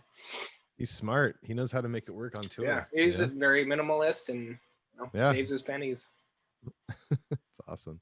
Fuck yeah. So what we've been Cool, so man. far off of the path. So yeah. now I wanted Go for to it, ask Jesse. about so getting the gig with Beneath. So Beneath were a band I really liked, And when I heard you were filling in live for them, I was like super stoked, both for you and for them, and just thought that band doesn't get as much recognition as they deserve. Yeah, absolutely. Their 2017 album, the more recent one, was one of my favorites that year. And yeah. So yeah, and then they flew you out. Are they Finland or Iceland? Iceland, yeah. So is it similar story? They just got in touch with you and I think initially they had posted on their Facebook like, oh, we don't have that's a drummer right now. We don't have anything going on. And yeah, I think I saw that them. same, and I was like, damn, that looks sick. Yeah. Yeah. So I messaged them after they posted that, and I was like, hey, I'm, this is who I am. I do session stuff. Like, if you need someone for recording or touring or live or whatever, hit me up. So we started talking that way. But yeah, that last album, Ephemeris, they had Mike Heller did the drums on that. It's insane. And I play maybe half of what Mike did on that album because, I'm only human and Mike is Mike Heller. Yeah. But yeah, Beneath is fantastic. I love that band. What other projects has Mike done? Because I remember when you were learning that stuff, you were like, who the fuck is this animal? You were Malignancy. Like, oh, yeah. Okay. So I probably even met him. Yeah, okay. So he's in Fear Factory, so he might be more known for that. But Malignancy, if you listen to the drums, nobody can play that. That's fake. But no, it's totally Mike Heller. And he has videos of him playing it all on his YouTube, and it's insane. Damn. Yeah, he's one of the best for sure. And he's a producer too, and he did the last Defeated Sanity produced. Yeah, he just recorded those guys, and yeah, that stuff's great. And so you got flown out for Beneath for like a festival, and then like again another year the same festival or something? The first time I flew out there was not a festival. It was the week after the Iceland Metal Festival or whatever, or the Reykjavik Metal Festival, which now is again Reykjavik Death Fest. So the Death Fest happened like the week before I was there, and that was with Decrypted and like a bunch of big black metal bands and stuff. And I was there a week later, and that was my first show with them, and it was just a headlining show with some local bands. But yeah, that was great, and it was a packed show. The venues there only hold 150, 200 people, but it was still. So they flew you all the way out there. They flew you all the way out for that one show? Yeah, just one show. I was there for about 2 weeks. We jammed for a week and a half and did the show and hung out for a couple of days and then went home. There's something actually Cult of Lilith, if you guys have heard them, they recently signed to Metal Blade Records. They opened that show. And they just put out a new record on Metal Blade, and that stuff's really good too. Oh yeah, dude. I was just gonna say there's something about those small intimate shows like the 150, 200 you were talking about. Like those show, if you're in a venue that holds that amount of people and there is that amount of people there and they're there ready to fucking get down and have a good time, like those probably literally are my favorite shows I've ever done, dude. Oh, mine too, because it's much more personal, and you can see the back row. You can see facial expressions in the back row. With people and hang out. If you're playing a show where there's 2,000 people, of course it's cool, and there's a shitload of people there, and like, okay, you got a new profile picture with a bunch of people in the background, but yeah, something about the smaller shows like that, like Joel first saw us at Fire Escape and stuff like that. Like to me, so what's the capacity on Fire Escape? I mean, there's probably like 30, 40 people there, right? No, I know, but capacity, how big? Capacity, maybe 150, 75, 100. So it's like the pound, basically. No. I actually never went to the pound. Oh, small. I have a million stories. The pound was what, 250? Yeah, it's probably the size of. Have you been to Bottom of the Hill? Yeah, it's probably got that amount of space on it. Super small. I love the Bottom of the Hill. I like how I saw Ulcerate there the day that day that Donald Trump was elected president in 2000. I saw Don Caballero there back in the day, and it blew my mind, dude. We saw a black metal show there, Anthony. I was blacked out. No, that wasn't. That was. I thought that was Bottom of the Hill. No, that was the Parkside. Yeah, that was the Parkside. Oh, okay. I can't even pronounce it. Nigurabunjit. Oh yeah. Fucking love it, dude. I love that shit, but I just can't say the name. They're probably from Iceland. Romania. Yeah, it comes from the traditional Romanian language with only like 90 or 100 words or something. but it means it's the same. It means the same thing as Dimmu Borgir, Dark City, Dark Forest, or some shit like that. Oh, shit, I didn't know yeah, that. yeah. Dimmu Borgir is actually a place in Norway too. Oh, really? It's an Yeah. actual. Oh, wow. So I mean, 'Cause so remember- is Odious Mortem. It's over down in LA. Sorry. Casey's glad he missed your terrible joke. That was like perfect I timing. liked it, dude. I'm still giggling with him. So Demi's replaced, you said, in Norway? Yeah. Okay. I remember I was driving for some reason out there and I saw a sign. It was like Dimmu Borgir, like so many miles Wow. or kilometers. But yeah, it's a city somewhere out there. The Dark Fuck yeah. Forest. I think that's what it is. Or Dark Forest, something like that. Dark something. I think Dimmu is city, dark. but maybe it's forest. I don't know. And going back to Alter Beast, did you just record on that, or were you part of the writing process, and how did that work? Most of the songs were already written. Anything that I wrote was basically just changing fills around and changing a beat here and there, or kind of just adding a little bit of flair. I remember like the first time I heard of them, because I remember they came out on Unique Leader, and I'm like, oh, cool, Alter Beast. I had just moved to Sacramento, and I was like, oh, I'll go take a look. I'll pull them up, and I'm like, who the fuck is this band? I like listened to a song. I think you might have told me. I didn't even know you played drums in that album. And I listened to it, and I pulled up like their Facebook. It's just all from down the street from your house. That's where they live. And I was like, what the fuck? That's Like, how I that's couldn't how believe it. Animosity would say would introduce themselves at the Quick, pound. I'll be We're right from back. right down the street. Go for Cool, it, dude. yeah. That they would literally introduce themselves like we're Animosity if we're right from up the street, and then they'd start. Man, we gotta try to get those guys on. I don't know if that'll Dude, work, well, but yeah, we can do it, dude. yeah, They're homies. They're old homies. yeah. I'd like I to know- get Leo. Yeah, I have. I got his number sent to me. Yeah, no, So- I'd really like to talk to him. I haven't talked to him in a really long time. I've obviously talked to the other guys. I'd probably talked to Chase the most recent. But I mean, Naveen's doing his podcasting too. It's like, this is Cali. Yeah. This is our scene. Like we all did shows together. We went to shows together. Like it's gonna happen, dude. Yeah, and shout out to I'm calling Naveen out right now. yeah. Right now. If shout out it to doesn't Naveen happen, and, it's not Cheney. on us, guy. No, I'm just joking. Yes, they're doing their thing, man. That's cool having because they're literally, speaking of down the street, they're probably 2, 3, 4 blocks from, or no, they're probably a half mile to me. But So they're he's doing back, the he's Copper back in Crab. Santa Cruz again. Yeah, I mean he's out of town right now doing something, probably recording something. But They've been there. yeah, he's literally one exit away from me on the freeway, and Do yeah, they do they're- your podcast in Santa Cruz? yeah, that's right down Oh, the okay. street. It's literally off Thanks. of I mean, if you get off of Park Avenue, it's like right there. It's like Yeah, dude. Yeah. I mean, there's no way. Okay.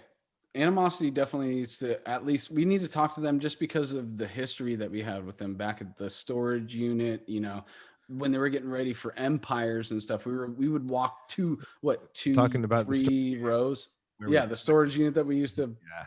share with Decrepit. We used to Oh, practice yeah. this in a storage It'd be unit. like There was 3 multiple rows over, bands. and Animosity's over there practicing Empire stuff Just before to- they had recorded it. Just to Yeah. like, because that's a really cool thing you brought up, just to like kind of like make it more like clear, is that like, yeah, there was like it was AAA mini storage down there, right, in Santa Cruz, and it was like a few bands that had like storage little bunker things with the doors, and so roll them up. we'd cruise over to Animosity, like, so we would jam with our bands, Decrepit, Odious, and all that, and then we would walk over to like their spot and watch them jam and stuff. I and it literally was think it was like 3 Flesh rows Rot over. and all that stuff. Remember Flesh Rot? yeah. Yeah. Naveen's other project, and then I loved Flesh Rod. That was sick. Flesh Rot was great. Totally. I rehearsed at that AAA storage like a few years later with Kanos, with Riley. Oh, you McCain did on too? Vocals. Yeah, my Okay, band yeah. with him, and we were up there at AAA. It was in Watsonville, right? It was Yeah. like south. Yeah. I know I'm not supposed to say this, but it doesn't really matter anymore. But Paul Bosta from Slayer practices there for Slayer. Allegedly. really? Yeah, Yeah. no, allegedly. Yeah. Well, Even it's though he funny- does for sure. Crazy. That's rad. Well, it's funny because when I moved down to San Diego, I was like calling like storage units, going like, "Hey, man, can I like practice with my band there? And they're like, no. I'm like, go fuck yourself. Every Like, single one's like, what are you talking about? Like, you're crazy. well, we did have a meth lab next to us, so I can understand why they probably don't want to be too free with their rules. You know, people were like living out of them and shit. It was same with our it was a little sketchy. rehearsal spot. There's What's your definitely rehearsal spot? Sac rehearsal. Yeah, they have like shows at their rehearsal spot. Like they have that That's Marcos cool. festival out there, with a bunch of bands playing. It's like an outdoor festival with like, me and Carrie went there one year and it was like fucking awesome, man. There's a few hundred people at the there. rehearsal unit. Yeah, it's like outside. There's like a loading dock. It's a big building. There's probably like 200 rooms there, but outside there's a loading dock, which isn't used for anything. So they built a stage inside of it. And they'll bring out speakers and lights, and we'll do shows there sometimes. That's crazy. That's a lot of rooms. I remember that place that I rehearsed in, like, briefly. Remember, Joel, like in San Francisco, like by the Warfield? Place and it's like multiple stories and a lot of bands practice. It's like the there. Tenderloin, right? I don't know. Yeah, it's like, dude, I was just going through real quick. Sorry, I was just going through my this phone that's about to take a shit. I was looking through all my photos, and literally the first photo I took in this phone 6 years ago was at that rehearsal, or we had an Odious rehearsal 6 years ago. Do you guys remember this? Yeah, I do. We like had a one-off, got together. Dan's in the pictures. Dude, send me that picture, man. Dude, I'll say, I literally just realized that it's not only in this phone, it's the first photos that I took on this phone. So I'm getting ready for a new phone. So I'm like, yeah, dude. Jesus, man, that thing still works 6 years later. What the hell are you doing? Dude, a 6+, dude. Jesus, 6+, dude. Anyways, so Gabe, what you were saying, buddy? Oh shit, sorry. Bringing it back. It's all bringing it back. So Gabe, reel it in. Continue, Gabe, please.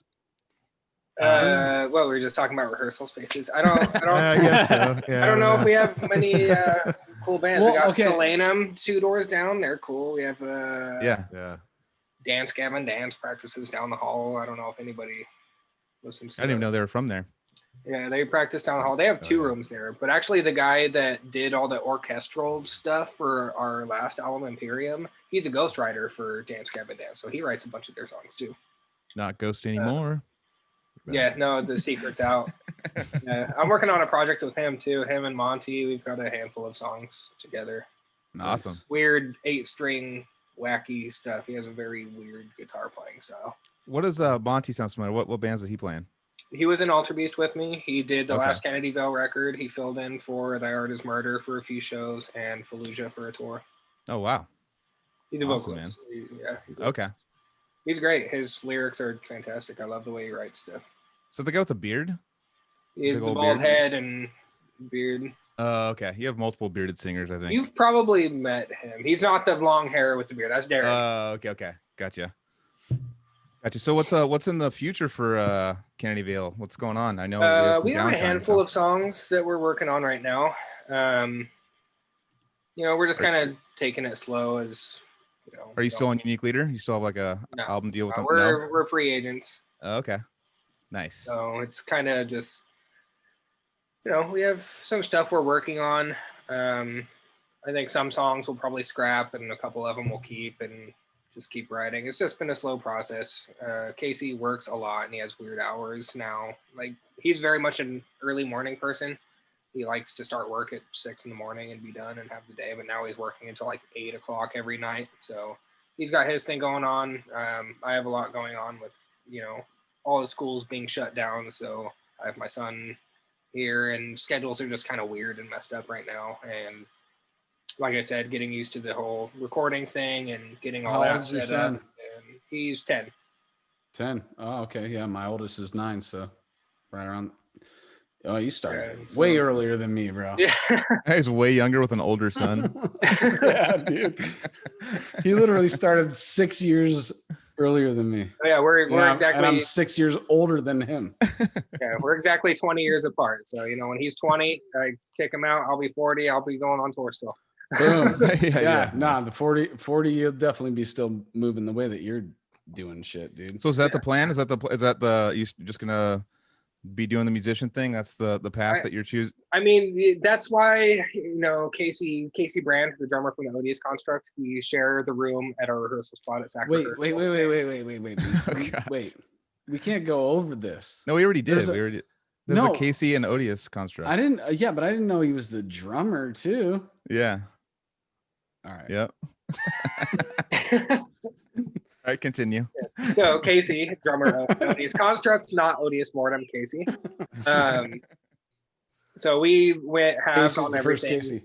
We got a new computer built. We got all these mics. We got cameras. We got the lighting stuff. So we're trying to, we're going in together on everything, but also trying to take our own steps into becoming self-sufficient with the recording and everything. So I've done, a bunch of session stuff, and I've got another handful of songs that I need to record, but I haven't figured out all the recording myself yet. With punching in and then editing the drums and sending off stems that are edited and finished, and then they can mix them how they want. So I'm still, as of right now, hiring another engineer to help me recording, but I'm hoping by the new year, or as early as possible in the new year, that I can edit my own drums and have all that down.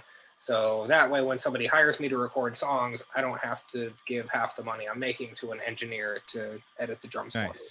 Yeah. So I'm I do, when I am recording, I'm making okay money at it, and ideally, I would like to go full time with that. But as everyone knows, death metal and blast beats isn't necessarily a full-time job unless you're doing like what Samus does and you're YouTubing all the time and doing all this stuff, which me personally, I don't like to talk very much. I don't like being in front of cameras. I don't see myself as a YouTube personality. We don't really notice that right now, dude. You've been talking to us for what, like 3.5 hours or something, and you've been on camera. You seem to be doing a pretty good job with it. Well, interview and podcast thing, I feel all right with this because it's like I'm just talking to friends, There you go. That's but just sitting in front of a camera and talking to Nothing. Nobody, but with the knowing idea that you're gonna just put this later out to people are gonna watch this. Well, I'm talking to people 2 days from now. Like that's weird to me. Yeah. I don't feel comfortable with that. Well, they also kind of like try, like they have to be all funny and stuff, and and then cool, but it's kind of like a little bit like sometimes all these channels, like there's like some shredder dudes, like I keep seeing them all, and it's like a little bit, it's actually kind of like you're one step away from a laugh track. Yeah. It's like fucking from Seinfeld, fucking baseline. Yeah, totally.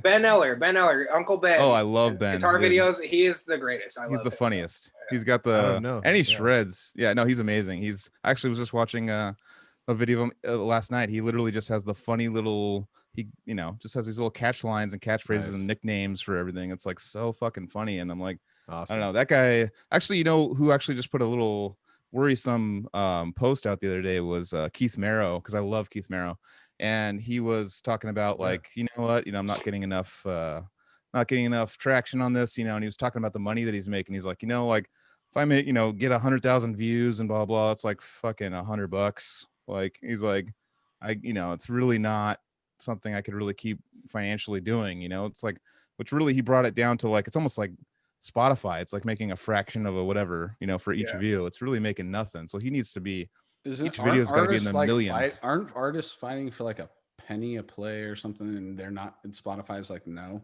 not even that. Like, yeah, I know they're fighting for like a quarter of a penny a play.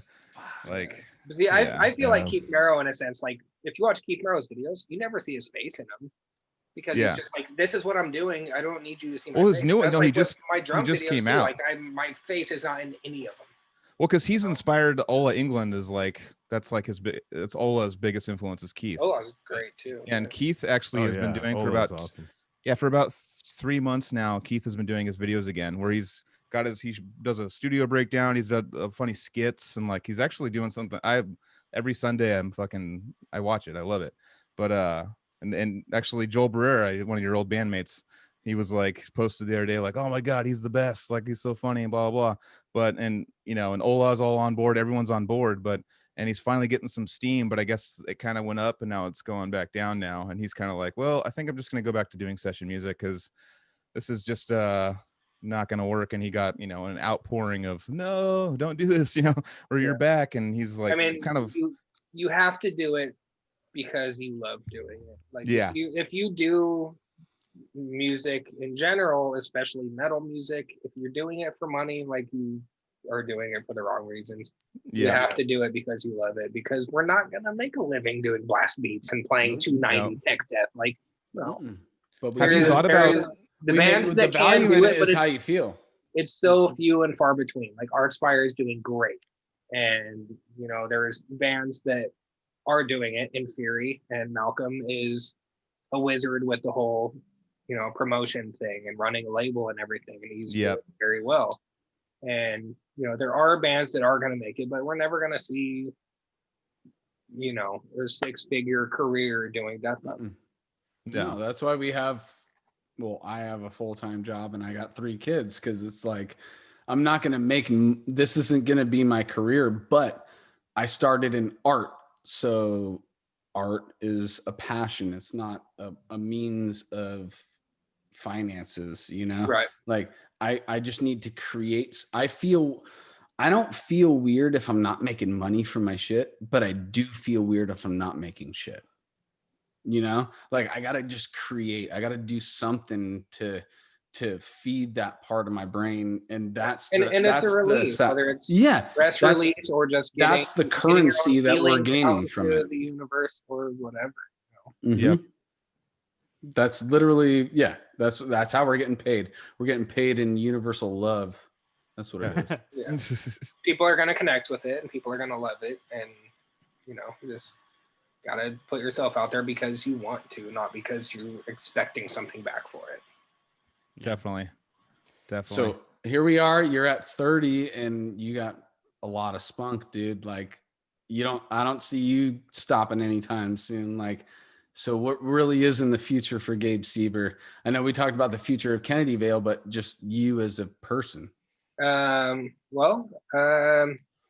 Ideally, I would, you know, as much as I want to keep touring and everything, I do, having a 10-year-old son, I need to make money doing it. So if that's not feasible, that's why I'm getting more into the studio session work stuff. And if that makes it a little more worth it, great. And, you know, no matter what, I'll still be playing and doing whatever I can. And if it comes down to, okay, I'm just going to do covers from now on and I'm not going to do more session stuff, then it is what it is, but I'll keep playing just because fucking drums are sick. You just made me think of something real quick. I want to ask you. So, what's a project in the recent past that you felt like you weren't just like learning it to learn it, but you actually wanted to put yourself in, like really into it, and like actually be like, you know what I'm saying? Like, versus somebody already coming at you with material, but then like, what's the last project where you really felt like you put yourself into it versus somebody else was just asking you to do something? I've always kind of felt that way with Alter Beast. So I was kind of on the ground floor. Like, granted, I didn't write most of the songs that I recorded with them, but I've known Andrew forever and we've been good friends for a long time. And, you know, I've worked on and off with him for close to 8-9 years now.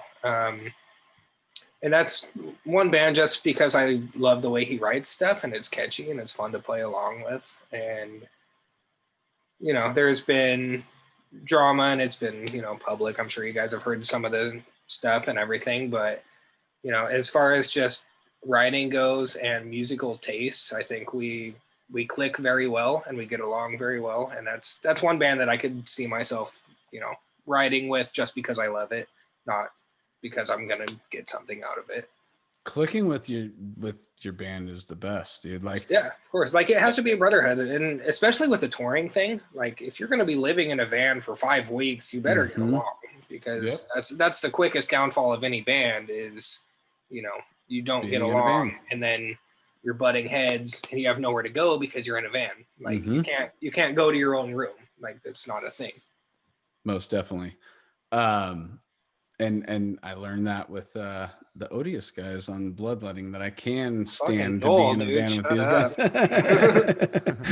Yeah, no, that's really the reason why we're all still together, is because we did experience that together, and we all still were able to stand each other after that. It's a brotherhood, you know? It has to be, and that's my thing with Kennedy Vale too. Like, anytime the Kennedy Vale's on tour, like, we get along super well. We go off and eat, and we're all stoked, and we have a good time. Or we'll throw a football around, or play basketball, or whatever we got to do to pass the time. But like, there's, we bicker at each other and piss each other off, but still, That's we're all family, having a great though, time, bro. That's family. That's what it is. Yeah, all the guys in the Kennedyville, they're my brothers.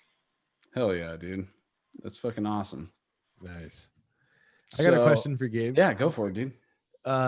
So what's like your most difficult band that you've had to play? Like, what songs were like the hardest? Like, you think? I think Beneath was hardest to learn.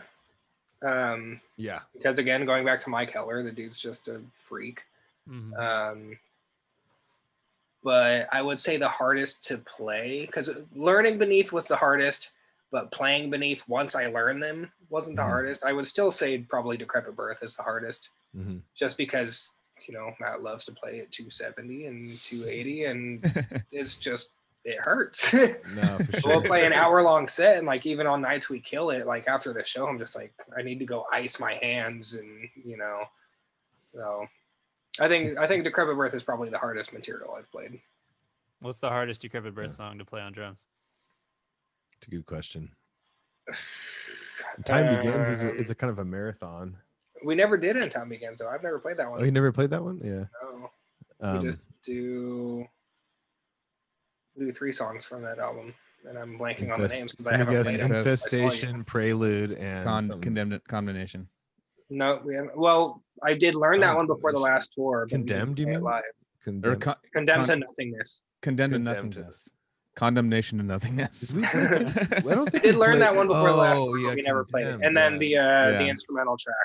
So I went on Decrepit's Spotify the other day, and Condemned is the #1 most listened to song on Decrepit Birth. Did you know that? I forgot about that song. I did not.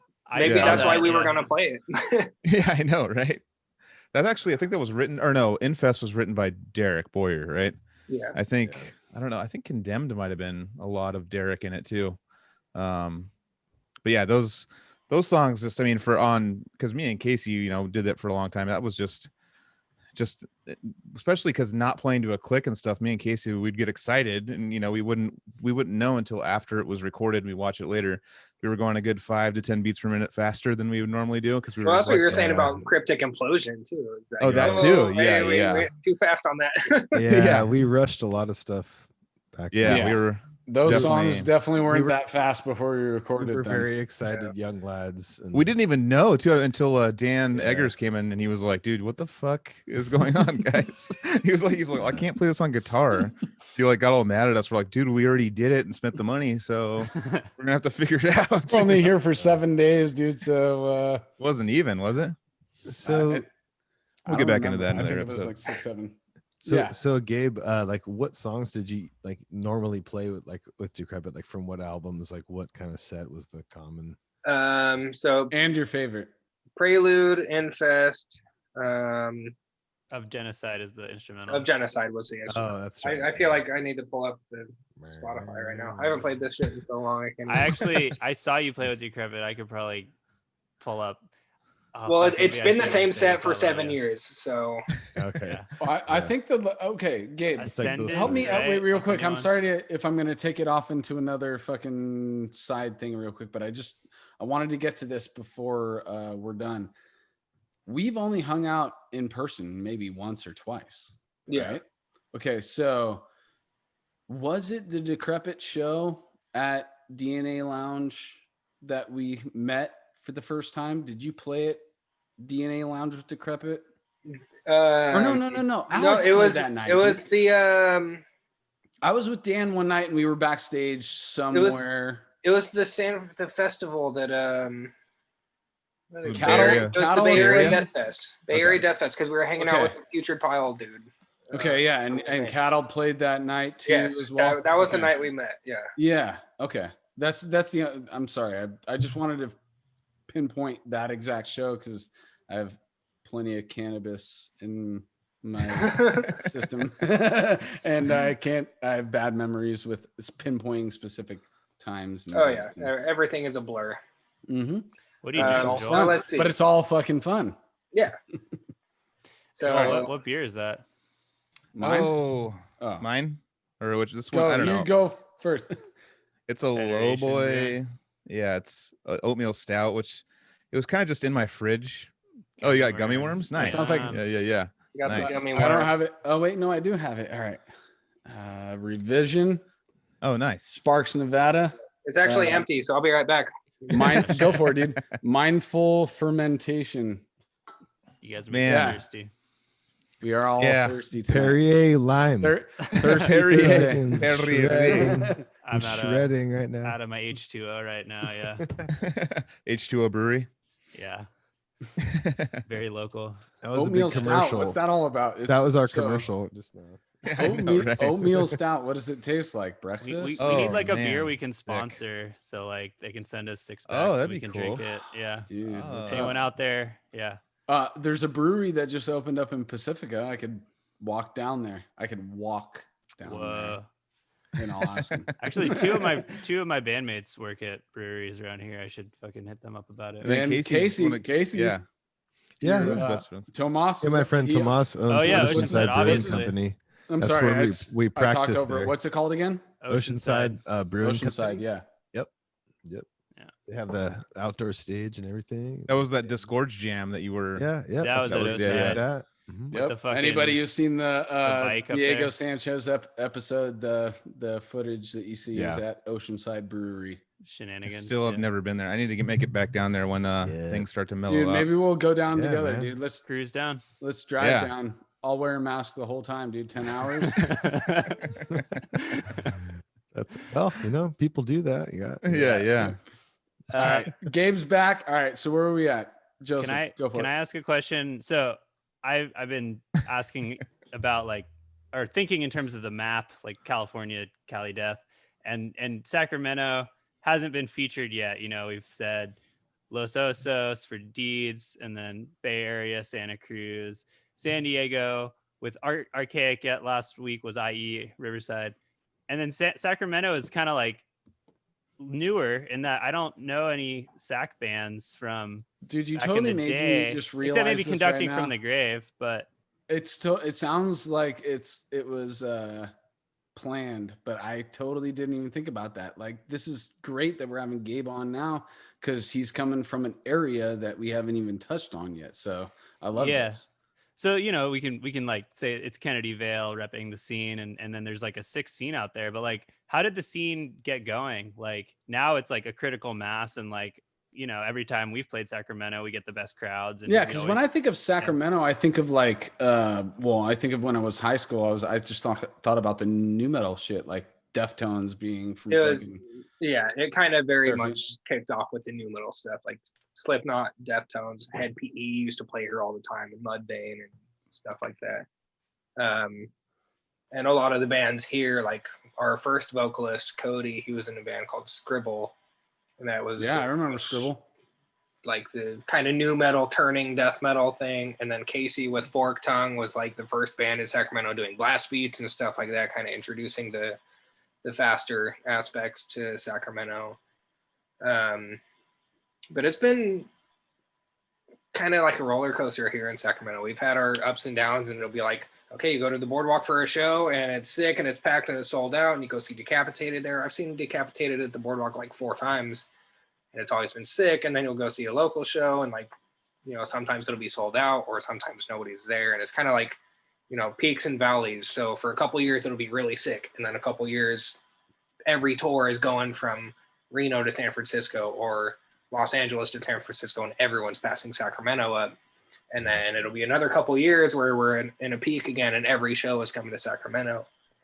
And we've had that a couple times, but I feel like more lately, and now especially with Ace of Spades opening up and bigger shows are coming here again, and more traffic and more tours are looking at Sacramento, even smaller ones now that we have Holy Diver. Like, still people pass on the boardwalk because it's kind of a little further from Sacramento, and not as many Orangevale, right? people go there. Yeah, that's Orangevale. Yeah, I've been there a few times actually.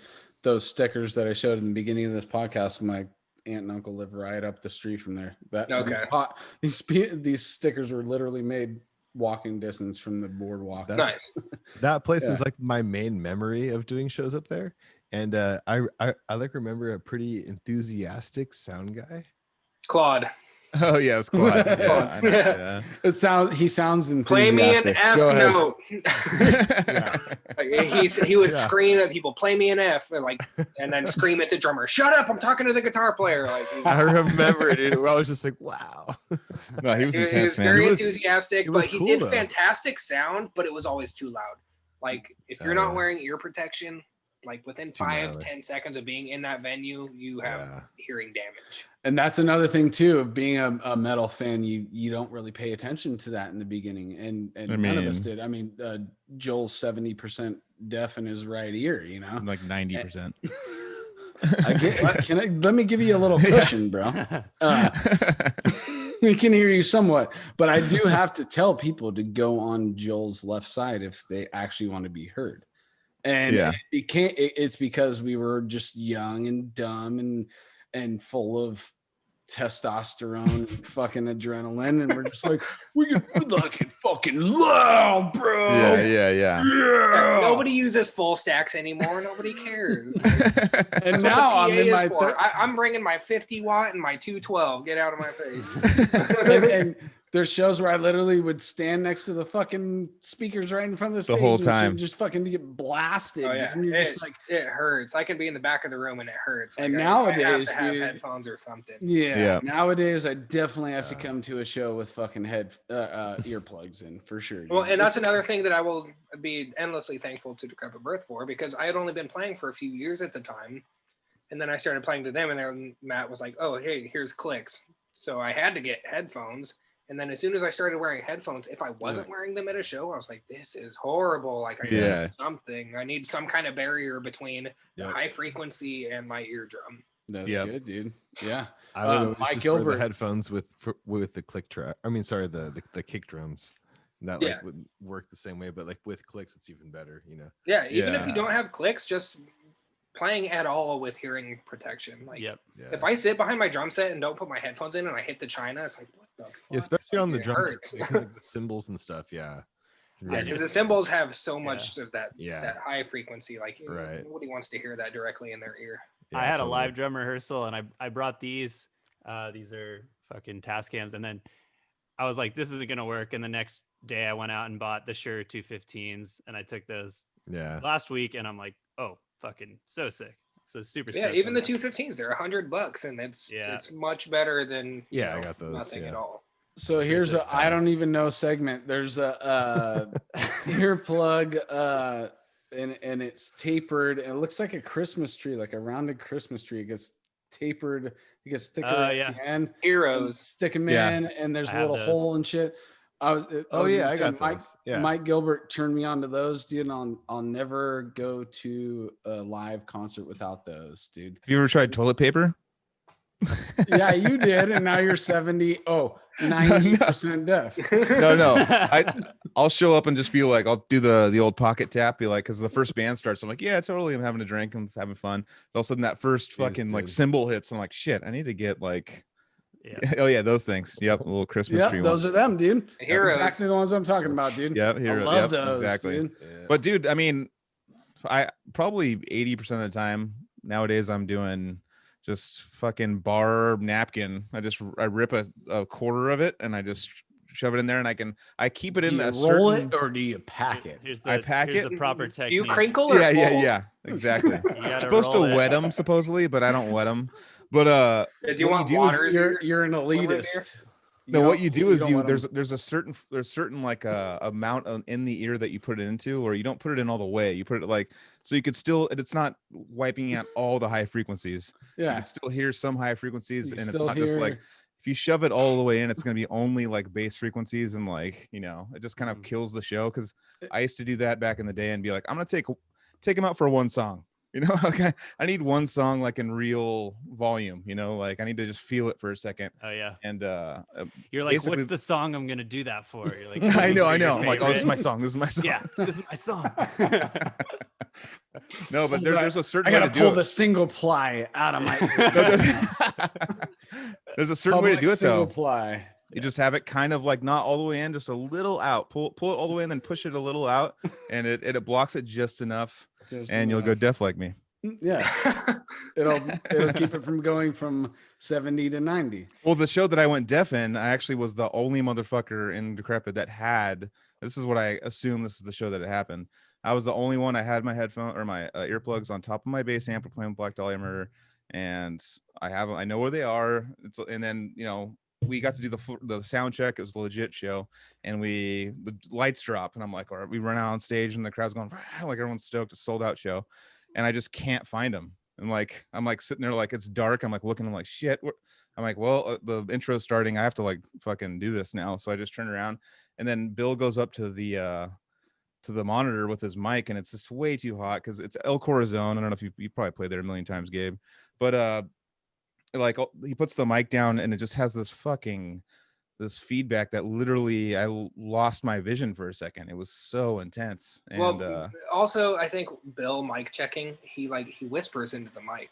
Yeah. So then when you go to play live, it's so much louder. Well, El Corazon was known for giving opening bands shitty sound, and Trevor That's from the Black Seattle Dahlia told spot, me. right? Yep. The small room at Seattle. Yeah. And Steve Jones, we were just talking about that earlier with Faceless. The same thing happened to him there, where he got hit with this shrill feedback and was like freaked out. He was like, dude, my ear is fucked up. But luckily about a week later it came back online. But yeah, man, they do it on purpose though, because they want to, as each band goes, they make the sound a little better, especially if you don't bring your sound guy. And Trevor from Black Dahlia, he warned us. He was like, dude, they're fucking scenesters. They're known to do this. This is their MO. They want to have the first band sound like shit, and then little by little make it better, and then the last band has their sound guy that's got everything dialed in.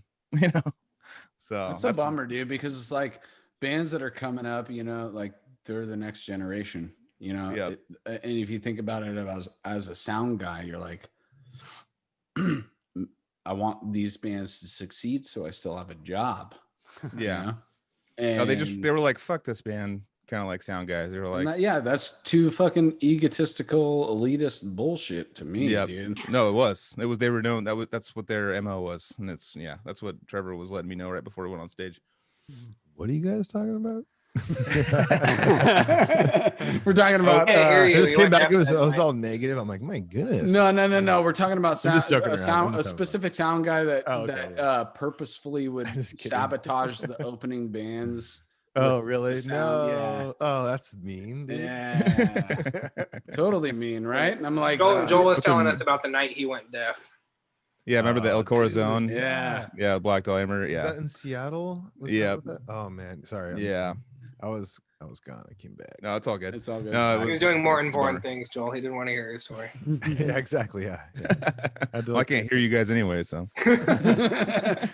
Yeah, right. Exactly. That right side of your headphones is completely pointless. This is just like a joke. This is like a facade. This is like a he had them just there for custom looks. made. So, oh, sorry.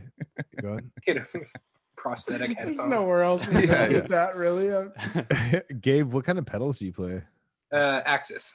Like longboards or shortboards? Or I have the longboards, and they're like the George Calias series. Oh, totally. Yeah. Nice. Yeah.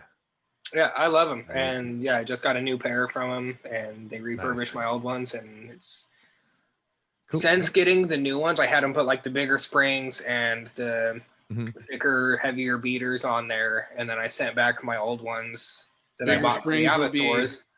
Bigger springs would be like how hard you throw more tension. How they come back at you too. Yeah.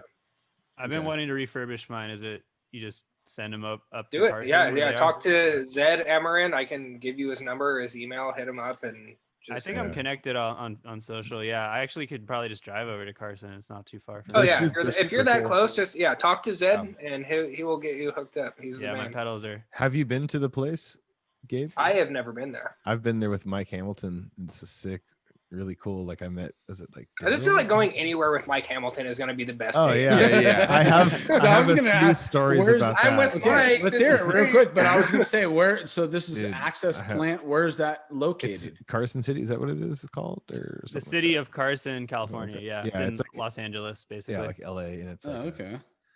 It's a cool spot, man. I think is it Karen? I think is the lady. Karen, Karen and her husband own it. Yeah. And just I think last year they hired Zed, and he kind of is it with all these ideas and was like, all right, well, yeah, because Zed hit me up and he was like, are you endorsed? And I'm like, well, like technically I have been for 10 years. Like I've talked to Karen and everything, but Yeah. they didn't really have an HR person or a PR person. So like he kind of took over all that, and you know, he's getting in contact with all these people that have been using the products forever and taking over the social media, because Karen and them, like, you know, they're older and they haven't really done much of that. So he's kind of bringing in the modern aspect of it and talking with everyone, and you know, getting things on the track where it should be.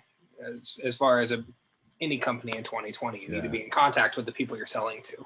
You know, they're the nicest people, dude. Yeah, they're so cool. Yeah, I've hung out with them at NAMM before, so yeah, like they've always like hooked me up. Like they like took me in like right away. Like they were super cool. Like the founder like showed me how like the pedals work like in front of my eyes. I was like, wow, it's super cool. Damn. And then yeah, like ever since then, like I've always sent my pedals in or like had things done, and they've always been super nice and like just do it like at like the artist cost and stuff. Even if I'm not playing in a band, if I'm teaching, they're like, oh, you get the teacher discount. It's the same thing. Like they've always been like super generous to me. So yeah, Axis is great. I love them. Yeah, great products. And like when they rebuilt my pedals, I had them like, you know, kind of done for that, like that, like what was the Calias thing, you know, like that pedal that came out, and then also the like the Roddy pedal too. There was like a couple of things I had. Well, yeah, when they came out with the micro tuning where you don't have to untwist the nut at the bottom and then screw the thing at the top at the same time. Now you can do it with the drum key. And then that was a game changer. Where you put the beater in, like on like the Roddy like change or upgrade, it was like tilted like ahead a little bit. Have you seen that? So it's not. I haven't seen the Roddy pedals. No. Yeah, I imagine they're similar to the Calias ones. It's like, yeah, it's there's like certain things that are different. It's kind of interesting. But yeah, the micro tuning is like a part of it, and then also like, yeah, it's like weird. Like the part that you put the beater in is like, it's not like flat like with the like drive that like holds like the like on the standard pedal, you know. Yeah, it's like angled forward a little bit, you know. Okay. So like, I don't know, it's kind of interesting, but I like it. It's cool. Are you doing doubles? Does that come with the regular straight beater? Yeah, because I know, like, if you're gonna have it offset from the edge of the pedal, and then you're using like, what are the Sonic Hammer ones that used to be like this kind of shape? Would that be like awkward with them? I never used those. But I had the Calias beaters like sent with it, you know. I didn't like those either, because they have that the bearing in the middle. It kept shifting. I know. I agree. Yeah. And so like I just use DW beaters with it. That's what I did when I first started. When I bought my first pair of Axis pedals, I was like, these are so light, I can't use these. Yeah. But I was coming from DW 5000, so I put those beaters on them, and that's how I got used to Axis. I've always just used Axis A's with DW beaters. Yeah, but now I'm a cheater and I do doubles, so I don't. That's care. awesome. It's not cheating. Yeah, that's a skill, man. I was about to ask you about that. Totally fine. Yeah, doubles are sick. Yeah. Spencer, I was gonna say Spencer's the first person I ever saw do that double shit. You're talking about teetering the feet like this. Is that what you guys are talking about? It's like it's like this, right? Two hits with each foot. Double strokes, yeah. Right, left, right, left. Yeah. But like supersonic speeds. Okay, so never mind. Yeah. That's not what I saw him do. So continue. I'm not a doubles foot guy though, so that's actually you should. I saw him. You can still I saw his feet doing this.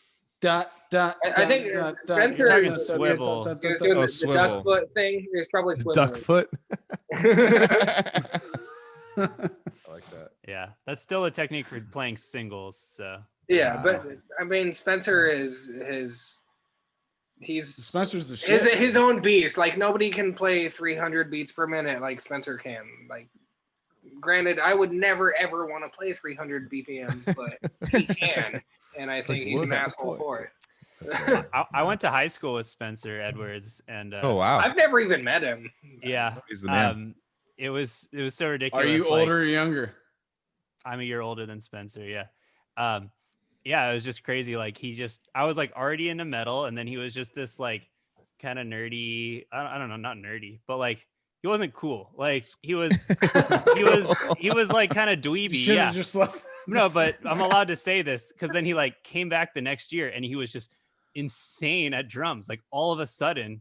And we were just like, what the fuck happened to this kid? All of a sudden, he was just a wicked yeah. Well, summer, he came to bro. me for a lesson, like. Yeah, So that's Oh, why. there it is. It's Casey. Yeah, it was Yeah. before that lesson, dude. Well, And the rest of the world is still like blast beats. Who cares? no, that's not what that's not what I mean. That like change. What I mean Yeah. is like later he came to me and I was like, he's like, yeah, dude, I want lessons. I'm in high school. Da, da, da. And I was like, cool, man. And he comes over and like, he's just like, yeah, cool. He like sits down on my kid. He's just like, just like shredding. I'm just like, dude, You what? came to Like, talk. I You was- came to teach me. yeah, He's like, exactly. "All right, I'm here's what like, you need to learn." yeah. I was like, I don't know, man. Like you're pretty good. You know, like and I was- What's up and I with was, like, that? trying What's to, up with like- that? Didn't you have another? Okay, I'm gonna It's give you a crazy story real quick. Who's the drummer of Pierce from Within? Doug Bone. When we met him, he was like, "Hey Casey, can you teach me how to do a gravity blast?" Oh yeah. And you're like, Okay. I don't even do gravity blast, dude. I mean, I can do it. I showed, Yeah, I you can showed do it. him, but just I don't was really- just like, it's funny that he It was was just like, "Can you funny. teach me how to do that?" I'm like, "Oh." That's right. Yeah, that was when we went to their studio. Yeah, up we were there in Long Island, Jersey. right? We were in New Jersey. Well, that was Long Island though. Oh, That- okay. Oh, I'm yeah. sorry. Yeah. That was in New Again, York. Yeah. cannabis, bro. But Cannabis. Well, Spencer actually shout out But- to Spencer's parents because we used to practice Son of Aurelius at Spencer's house, and his parents were Yeah. so fucking cool that Yeah. they literally oh yeah. built him, or he built it himself, but they gave him the outlet to have his garage be so soundproof that he could play there at 4 a.m. and neighbors, and he's literally in these houses that are all touching each other. Yeah. And the soundproofing was Well, so it- good that I literally couldn't. I'm 6'1" or whatever, and I literally was like walking. I had to be like this to stand in it because the soundproofing was like this thick. So like, it was basically a chamber within like a garage. And Yeah. It was like it was. really insanely gnarly. Like There was dead how it space was built. between, yeah. Yeah, like Dude, a- it was Just insane. a It was room insane. separating the two. It was like a legit. I know it was legit. Like So- soundproof. So he would room. practice. He was like kind of a night It was owl. So he would crazy. practice like Yeah. like 10 p.m. to like 3 a.m. That's Yeah. like was Yeah. his normal practicing schedule. That's like how he just refined it and Yeah. got insane.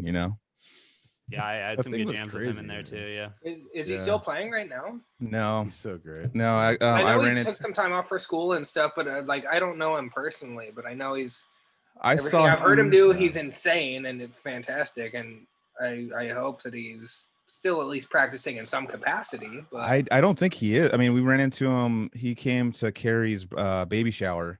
Was the last time I saw him, and he's just full bore school. He's got his girlfriend. I think he's because he is a smart fella. He Yeah. is in deep fucking school for some. I forget quantum whatever. Like it's something insane. He's So he is- cracking infinity, bro. Yeah, Continuing, yeah, dude. yeah, yeah. solving Exactly. the impossible equation. Yeah, that Yeah. first what was the first? I forget what the first album. The they did. hypothesis. The hypothesis. The whole. I think the whole concept of that album is a mathematician who cracks. Yeah. So I studied, so I can say a lot. Go about for it. that. Go for it. Yeah. The only So- reason why I know about this is because they told me about this when I was Yeah. I wrote the lyrics for that little guesty spot that I did on the Yeah. second track on that first album. And that's what Chase had told me. Like, it's about mathematicians that crack infinity and then they become gods. And you're just like, oh shit, dude. Okay, Yeah. I gotta fucking write about Jared, I need to talk to your acid dealer. It's the guy's name is George Canner. He's a German mathematician, and in 1971 he published a paper in which he basically proved. Actually, should be clear. In the 1870s, he published a series of papers in which he proved that the natural numbers 0, 1, 2, 3, ... and then there's the Mhm. real numbers, which is anything with a decimal behind it, so 3.14, whatever, pi, e, all Mhm. those numbers everything are. between. He showed that you can't map them to one-to-one onto each other, and that shows that there's different sizes of infinity. Oh, So there's damn. like a further, deeper infinite. And then beyond that, he also proved it's not just that there are two of them. He actually showed that there's a hierarchy, an infinity of infinities. Yeah, dude. I heard Jesus. Neil deGrasse Tyson say that, dude. Yeah. There isn't just one infinity, there's an infinite infinities. Yeah. It's like And you're just like, multiverse wait, concept. what? So But while then we're it on told me- the while we're on the subject of philosophy, I told Joel that I was going to ask you about this. Oh yeah. Ask What who? it- Are you what asking it- me right now? I've No, had not so you, much not to you. drink, not dude. you. Okay. What, Joseph? What is your philosophical take on Marquis de Sade and the 120 Days of Sodom as a philosophy book? I have never heard of that book, and that I just goes to I show know of that the movie that's based on that Yeah. book. I It's studied absolutely a fucked. I studied a particular subfield of philosophy, like 20th century analytic philosophy of science. Okay, And because a I'm friend not- of mine actually, the one that I did Wretched On with when we were Yeah. kids, he was a guitar player. He's also taking a lot of philosophy classes, and that Yeah. was a book that he read for his philosophy class. And Gotcha. it's nothing that anybody wants to read. It's terrible. Like I read a few pages of Well, it. 120 Days of Sodom. Yeah. This it is- doesn't this sound is like my kinda anybody would shit, wanna read like- it, dude. I do like mathematical logic, so books like this. Yeah, he's You know. teaching at a I can't- UCSC. I should be wearing glasses right now, just like you, bro. I can't see any. What is it? Nope. The foundations of Arithmetic. yeah, arithmetic. Got Yeah. it. Arithmetic. dude. Can you read You that, motherfucker, Anthony? dude. Casual nets, interventionism, and mechanics, bro. Mechanics. Yeah. These are like my favorite books. I keep them right here. So Did I get it wrong, Joel? It's mechanisms, but mechanics is what it looks like, kind of, when you look I at have astigmatism, you fucking asshole.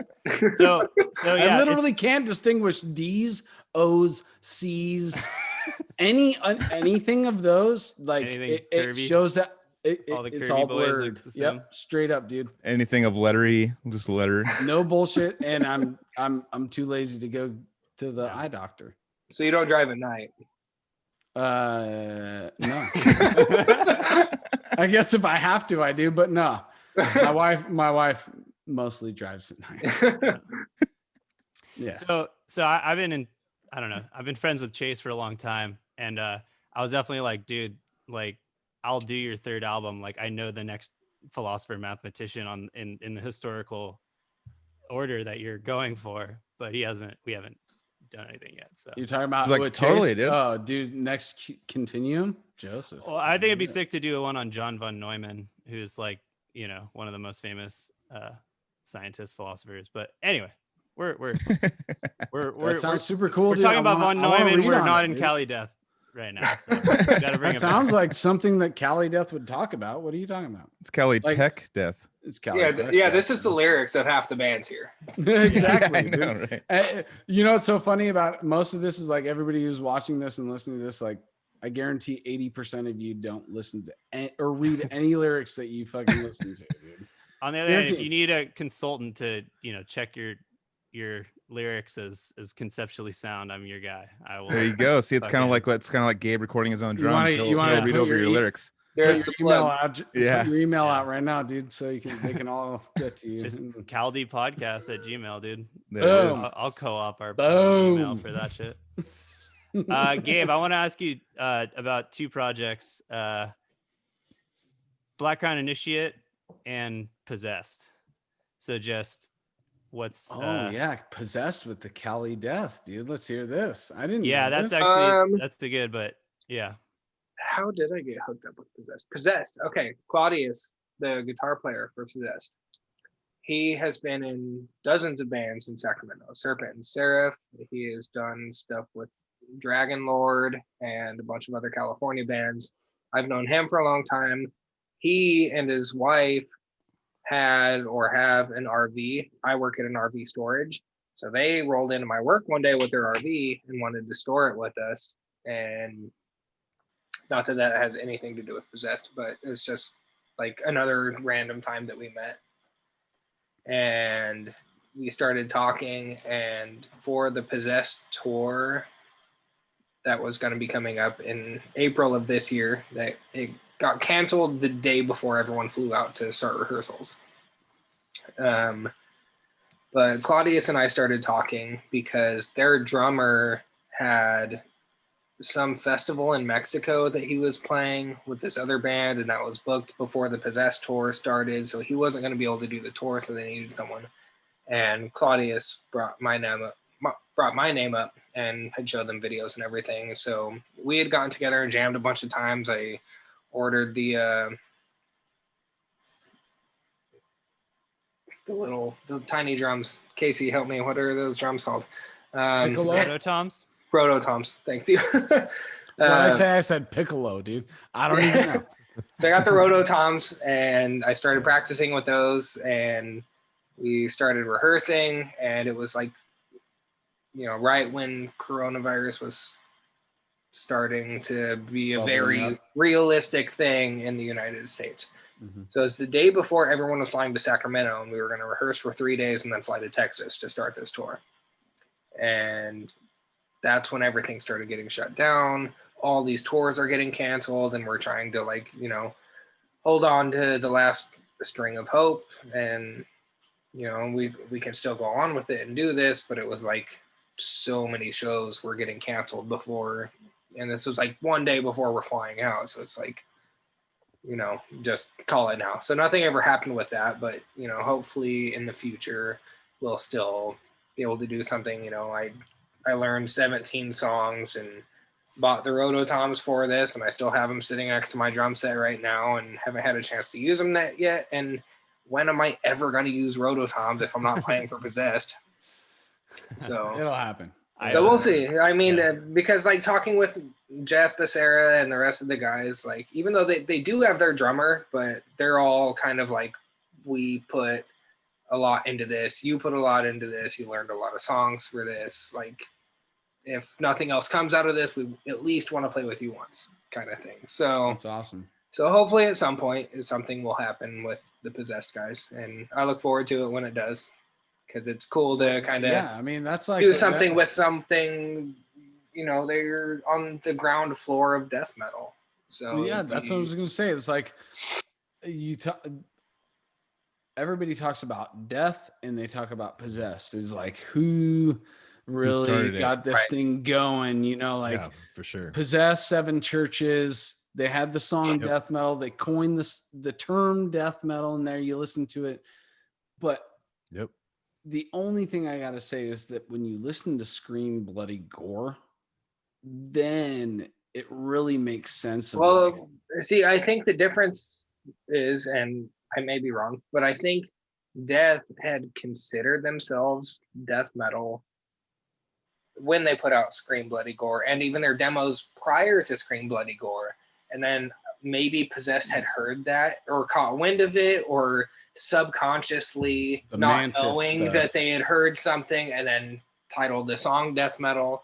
So, I think it's somewhere between the two, but either way, Death and Possessed, and I mean, what you got to also think about too is Chuck was over here in Antioch with the Sadist dudes. Yeah, George, Masker dudes, when they were doing they did that Steve fifth DiGiorgio and all those guys. Yeah, that's when Chuck and Steve had started hanging out and playing together was in Antioch, California. And you're like, whoa, dude, that's so crazy that Mantis / Death, like the bridge to Death, was happening in Cali as well. It's a Florida thing. We'll always call it a Florida thing because he's from Florida, whatever. But it's just that demo that kind of got really bubbling up and got him signed was California. And he was hanging out with California bands, and Scream Bloody Gore was recorded in Los Angeles. Yeah. So it's, and I'm not saying, oh, we're going to claim death metal. I'm just saying Possessed, Death, it was all kind of happening over here, really. Right. And that's kind of the root as to why we're the several scenes that have happened since then.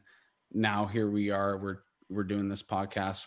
We're bubbling up. We're trying to show Sacramento's got a deal, you know. We got fucking Gabe on here.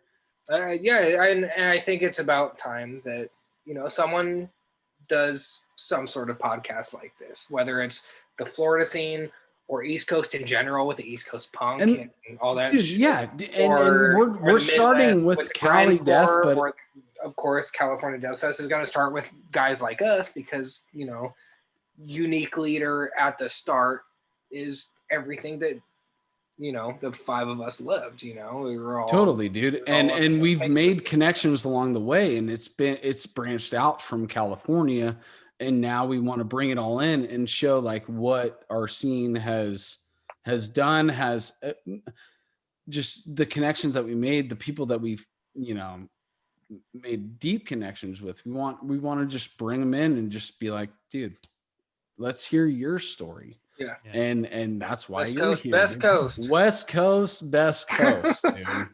Whiz Coast. Whiz That's Coast. Diego's thing. Whiz Coast. Yeah, Whiz Coast, dude. Yeah. Dude, all right, this was awesome, dude. Where we at? All right, so I just want a closing from you, dude. Like, we haven't really been current. Like, what are you doing right now? What do you want to do from this point forward?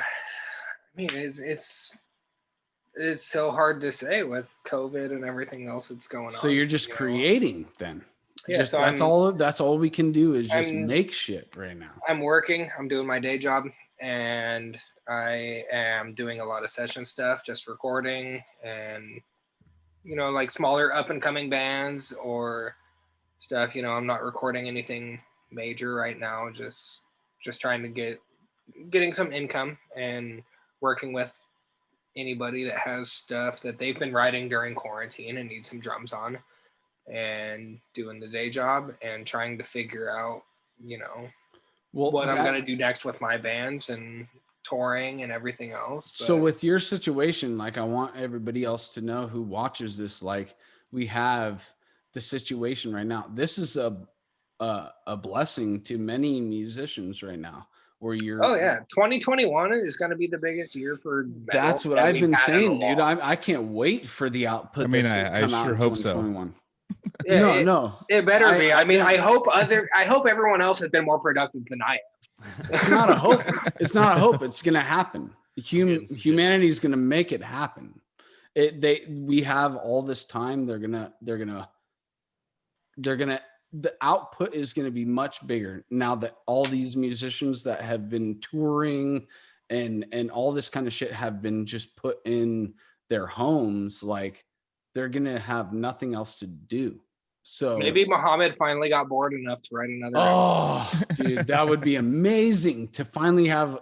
Dude, that would be amazing. I'm sorry, I shouldn't have said anything. Don't hold your breath. I've been holding my breath for years, bro. I stopped. That'd be rad. Oh yeah. All right. Should we wrap it up with question?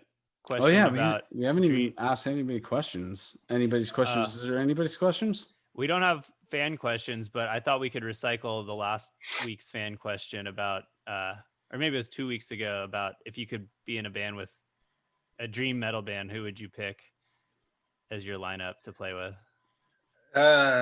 So that is like choose my own members. Mm-hmm. Yeah, that's a good question to ask, right? I like it. You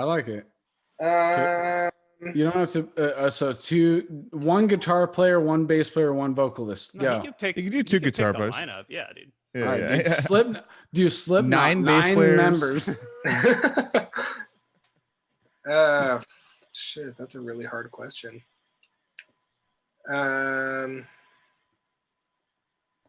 I really love Vogg's guitar playing from Decapitated. I would love to jam with that dude. Bass player.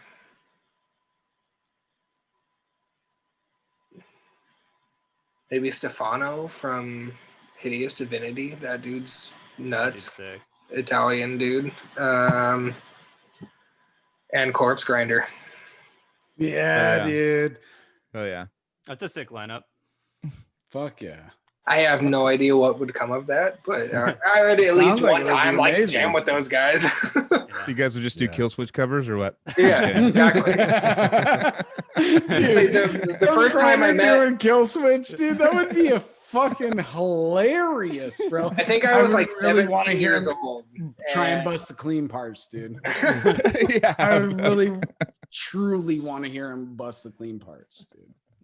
I think I was probably 16 or 17 years old, and I had just gotten my license, and I went to an Ozfest with Joel Barrera and his girlfriend and a couple friends of mine. And this was Cannibal Corpse was playing that year, and Kill Switch and 6 Feet Under and a bunch of other bands.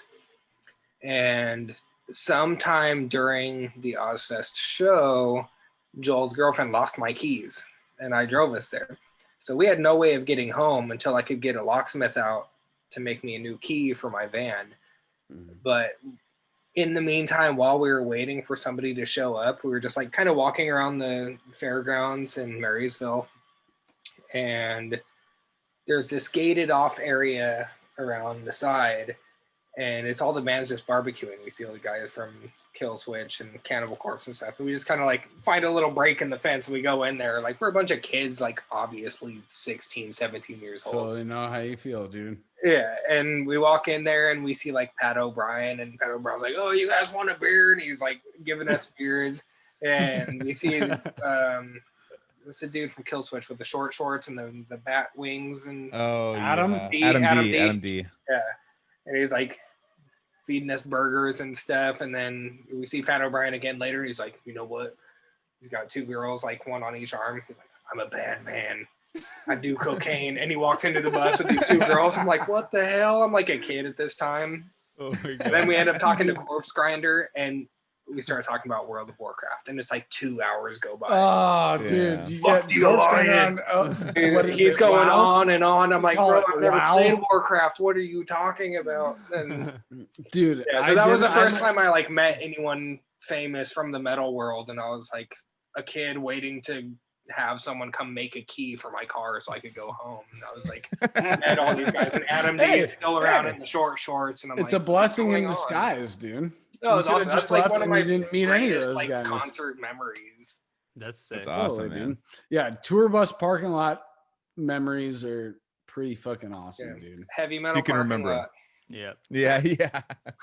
Dude, well, to take it back to Dan Kenny has given Joel and I plenty of opportunities to meet some pretty awesome celebrities. Oh yeah, Dan has no filter, and he's not afraid to go up and just start a conversation with He'll you. just throw you in the Not only biggest that, band's he's just bus. like, he's my best friend. We go in there, we fucking, he's like, dude, meet my friend here, meet my friend here. And throughout the time, Alex Webster has 3 of my band shirts, and I'm like, wait, what? He has a carnivorous logo T-shirt. How does Alex Webster have a carnivorous logo T-shirt? Joel and I were at NAMM, and I was talking to Danny, and he was like, "Oh yeah, I was talking to the bass player from Slipknot the other day, and like, somehow your name came up, and he's like a huge fan of yours." I'm like, "How the hell has anyone from Slipknot heard of me? Like, what the fuck are you talking about?" Yeah. I still don't really believe him, but maybe it's true. I don't know. That's one cool thing about Dan. Dan will bring up like the underground shit with he's the. at bat for us. Dude. That's his deal. DK That's what he is wants at to bat bring for up. us, dude. Yeah. Yeah. Fuck yeah. Good shit, guys. Yeah. Yeah, dude. This is fucking awesome, dude. Oh, yeah. I had a really good time tonight. Yeah, thank Definitely you guys good so time much for tonight. having me. I appreciate yeah, it. dude. And Fuck yeah, call me man. back I mean- anytime. I'm always down. Dude. Oh yeah. We're talking about part 2s with everybody, dude. We're gonna have a Black Seeds of Vengeance part 2, dude. Hell yeah. Sweet. Fuck yeah.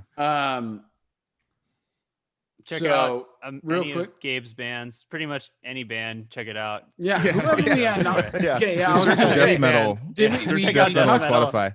that's exactly what I was gonna say, dude. Like, That's funny. just Google his name, dude. Because if we didn't talk about the bands that he's been involved in, you're gonna find them. We only Yeah. missed like 17 bands, I think. Yeah. Totally. Yeah, we left out at And- least 17 bands. And Yeah. all the other bands are sick as fuck, dude. We didn't, just because we left them out doesn't mean they're not sick. This is amazing. there was one thing. Okay. I can't remember what else I was just about to say. It's a deep night. Yeah, let's call it. Thanks for listening as usual. Fucking come back next week. We got a good show coming up. Yeah, dude. We got Obi next week. We got Obi, Inherit, and Pathology coming next week. And then after that, we're going to do Thanksgiving. But yeah, so Obi next week. He's already locked in, confirmed. We're going to hear some more early Cali Death SoCal history. We have Dave after Thanksgiving. Yeah, dude. Yeah. Cattle, Dave from Cattle. Yeah. Yep. Dave. Yep. We got some really good Daily stuff Dave. coming. Yeah. Love Dave. I just want to again thank all the people who have been watching, subscribing. It'd be so awesome if you guys can just tell your friends and tell your friends to tell them, tell their friends, and just keep it going, because it's just like we're trying to get this going. We're trying to get everybody into this shit. So it's just like, yeah, dude, just spread it as much as you can, dude. That's all I got to say. Joel. Yeah. Just bro. Fucking spread it, bro. Just keep spreading. Just as long as you just keep spreading. Like, I mean, it's just all about spreading. I'm sorry. I am tired. I got to work tomorrow. I'm sorry. I'm getting a little loopy. I've had a couple of nights. Yeah, just spread it, dude. Just when you get to work tomorrow, just spread it. I'm gonna rep them again. A couple of these bad boys will get you. Exactly, dude. That guy spreads for sure, dude. He spreads it hard. Anthony's all spreaded right now. Maynard. Anthony's spreading so hard. Dude. All right, love you guys. So, dude, Gabe, thanks again for coming on. Yeah, thanks, Gabe. Yeah, fuck yeah. Let's do our last quick goodbye after this, though, dude. Cool. Don't leave me hanging. All right, fuck yeah, guys. Next week. Rock on. You.